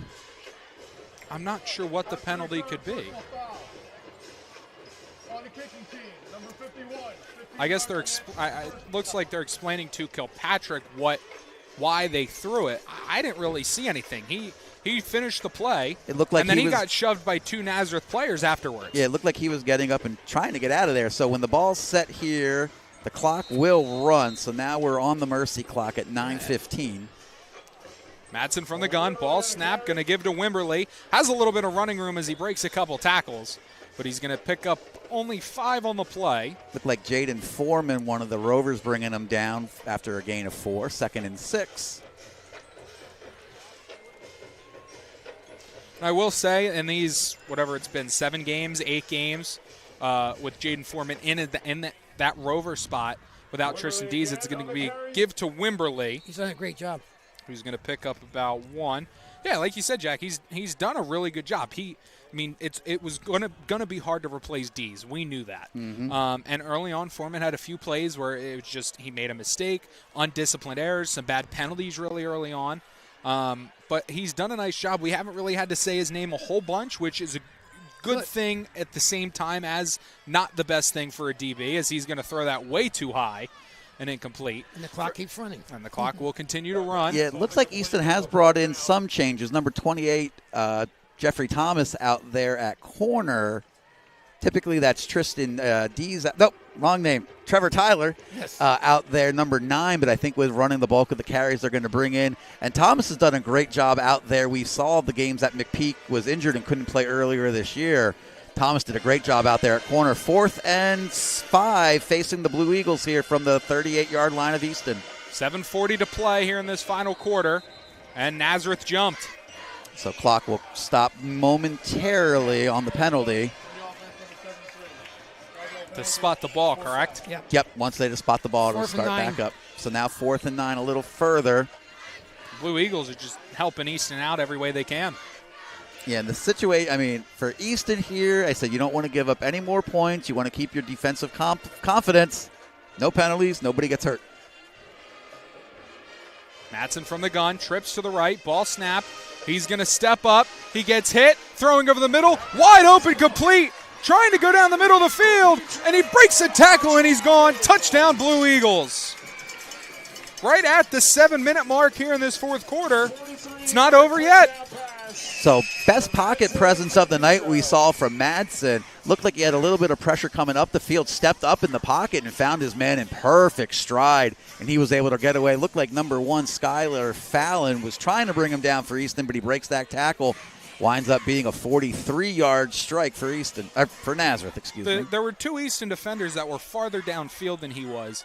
They just didn't have the angle to get to him. Yep, no, he caught that nice stride. So the clock will stop here on the touchdown and the kick. As the kick is up, and it is good.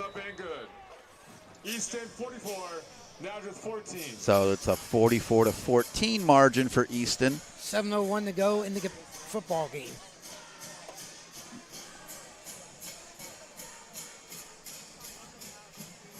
Are they playing Fly Eagles Fly? That is what I'm hearing. I'm Jack, so tempted to sing. So, Jack, it was that. Yes. So something happened with our Northampton score because it was 24-14.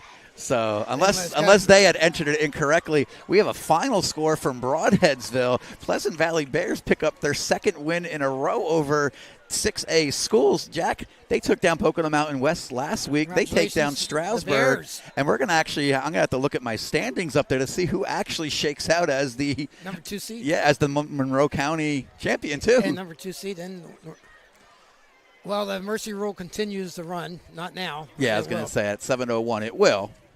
Easton comes forward here. Looks like they're bringing out sort of a hands team. Yeah, Ordway out there actually. He recovered an onside kick earlier in the year, did he not? I believe he did. Final score. Oh, Jack, East Stroudsburg North battle all the way back, but they fall short 22-16. So South, they're going to pick up a win to head into the 5A playoffs. Still 21-14 yet, huh? Nazareth will kick it deep. It's going to be fielded at the 15. Head of steam for Tyler. Breaking a few tackles, and he's going to be out close to the 40, across the 35, call it the 36. And Tyler did exactly what he wanted. He didn't have the blocking set up because they were playing for the onside kick, and he just put his head down and ran forward and got down? Yeah, and got 20 yards. He took care of the ball. Yep. 2 hands on the football. Try to get some other scores here. Parkland with another score in the fourth quarter. They're up 34-13. Looks like they'll go to 10-0. Unless the computer does something unexpected, Parkland will lock up the number 2 seed in 2 home games in the 6A playoffs. They'll get the 7th seed, whoever it is. And we're going to have to see, Jack. We were talking about how some of the teams at the bottom of the 6A bracket could back their way into the playoffs, and that might be the case right now with 6, 7, 8, and 9 all losing. Ordway from the gun. Ball snap. Going to give it to the running back. That looks like is that number 8? Or no, that is picked up about 3 on the play. I can't tell who that is. Who's the quarterback? Quarterback's Ordway. I can't tell if that's 8 or 9. The jersey's bunched up there. Could be Colby Orishan. 6 minutes to go, clock running. I think that's still Trayvon Tyler. It is. He pulled yes, it is. That is number 9. Okay. Tyler. It didn't look like him on that carry. Ordway from the gun, 2 receivers to the far side. McPeak to the near side. Backfield left is Trayvon Tyler. It's going to be a give, and he's going to be pushed backwards for now a loss of 1. So clock's going to be at 5.5 minutes here for the 3rd down. Looked like for a second he may have gotten back to the line of scrimmage.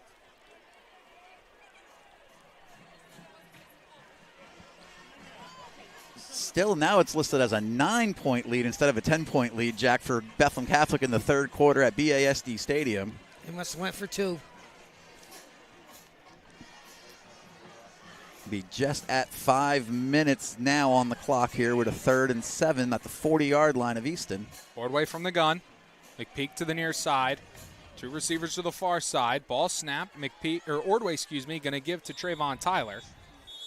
And he's going to pick up, that's Akir Brown now in the game. Nazareth takes a timeout. He's going to be just shy of midfield to the 49. Like Jack said, timeout for the Blue Eagles. Is that number 5? Brown is number 5. I don't see a number 5 out there, but oh no, maybe that is number. Okay, now I see that is Akir Brown. Excuse me. So I was going to say, initially, on that first carry, he looked a little leaner than Trayvon Tyler. Akir Brown is more of a lanky sort of running back. Interesting timeout here. Yeah, I mean, I guess you figure Nazareth, they're down 30. They know the clock is going to run here. Maybe they just want to talk things over with a 4th and 4. You would assume Easton will just punt here. Ball in their own territory at the 44-yard line. Reminder, we'll be back next Friday night. That's going to be a free audio broadcast from Cottingham Stadium with whoever the Rovers face. We'll come on at 6:30 for the pre-show. We'll be with you throughout that game. Fortunately, Jack, we talk about exclusive rights here at District 11. We can't get in even though we're in our own stadium, but we'll be with you at least the next 2 weeks at Cottingham. As long as Easton is playing football, we'll be there. As long as they're winning, we will continue the ride through the districts and maybe even to a state playoff game. So clock will run as the ball's reset off the timeout. And they're under center here with Ordway. We'll see if he just goes pooch kick. Does not. Going to be a power run to the left. Ordway's going to have the first down and a lot more. Ordway down the sideline. Ordway inside the 10. Running a man over to the goal line. Touchdown Rovers. No flags on the field. And how about a school record 7th rushing touchdown, Jack, and a school tying 7 touchdowns in a game. But he now is standing alone with 7 rushing touchdowns. That is the most ever by a Red Rover. ties the great Shane Simpson for 7 overall touchdowns in a game. Where did that play start at? 38? At about the 38. That's also 62 29th rushing touchdown for Ordway. Gets him within 5 of the school record. Unofficially 245 yards. Well, I mean, Ordway setting records, it's I don't want to say old news, but it feels like he sets a new one every play as Borluca's kick is up and good. I want to talk about the fact that he just leveled somebody trying to pull him down. He just lowered the shoulder. I think it's time to get our first team off the field. No, I think I that's believe so. the emphatic. I don't care what happens. And It's getting chippy. I will say, Tyler, one of the things we talked about, and back to the idea of these records, we have talked, Dr. Volz and I, we will be updating Easton. They had an unbelievable media guide. About 5 years ago. And as Dr. Bolts ascended to his current position, hasn't had the chance, and it deserves to be updated with this current crop of Rovers that have come through. And Ordway, like we said, now has a school record for rushing touchdowns in a game with 7. Well, I guess they took offense at getting that timeout taken with the mercy rule. I guess so. Come out in the 4th and 4. I thought we could possibly see a pooch, and instead, nothing complicated. Just Cole taking the ball.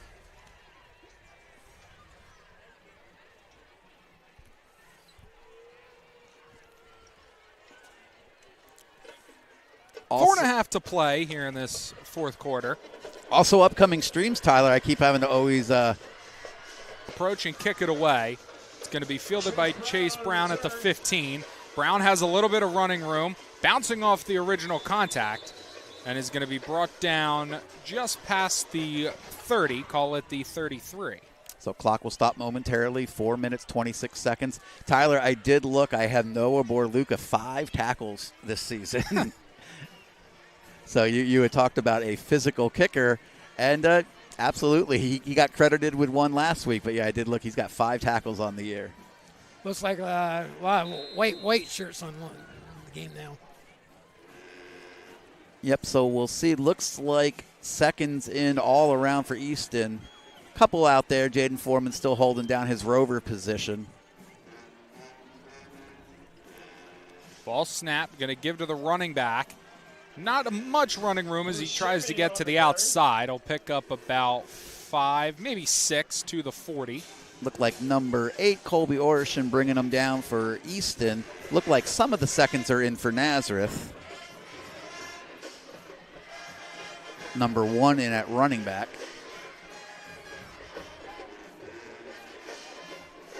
Ball snap, looking right, throwing right, low, but it's going to be caught for a first down to the 45.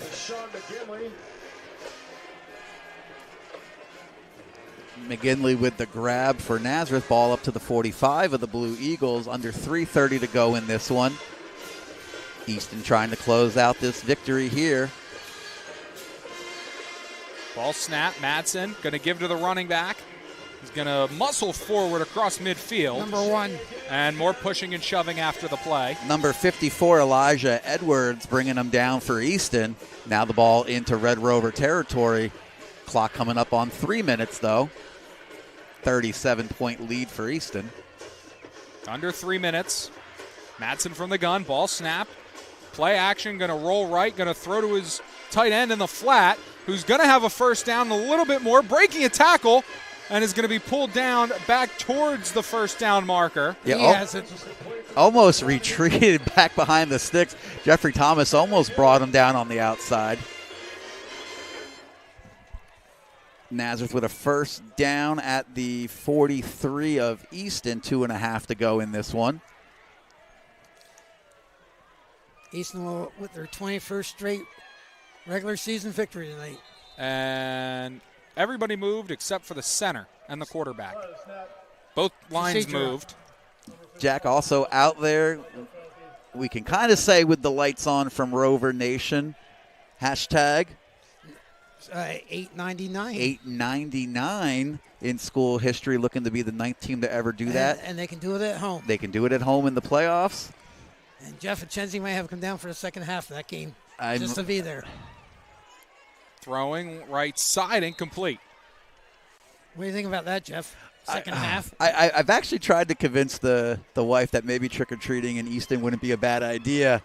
And we could, you can go around my we house. could trick-or-treat. Yeah, we could trick-or-treat. The one problem, Jack, this year with it, trick-or-treat falling on Halloween in my town, there are no 2 trick-or-treats. Like sometimes we can go somewhere on the 31st. Anyway, 1st and 15, 1:20 to go in this one. Sorry, 2nd down and 15, Tyler. Well, I told you last week, Jeff, send them over to Riverview. That's what I said. My kids just want the candy. It's where all the big candy is. Madsen rolling, now going back, and he's going to get dropped. Looks like January Queen, number 57, with the sack for the Dogs. You said January Queen? January is what is on my list. Not Jan, January.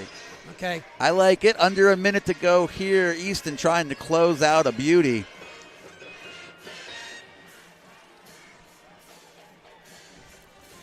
A little chippy tonight for both teams, but for the most part, clean. Yep. I said it. I mean, it's a rivalry game. 2 teams that were going at it.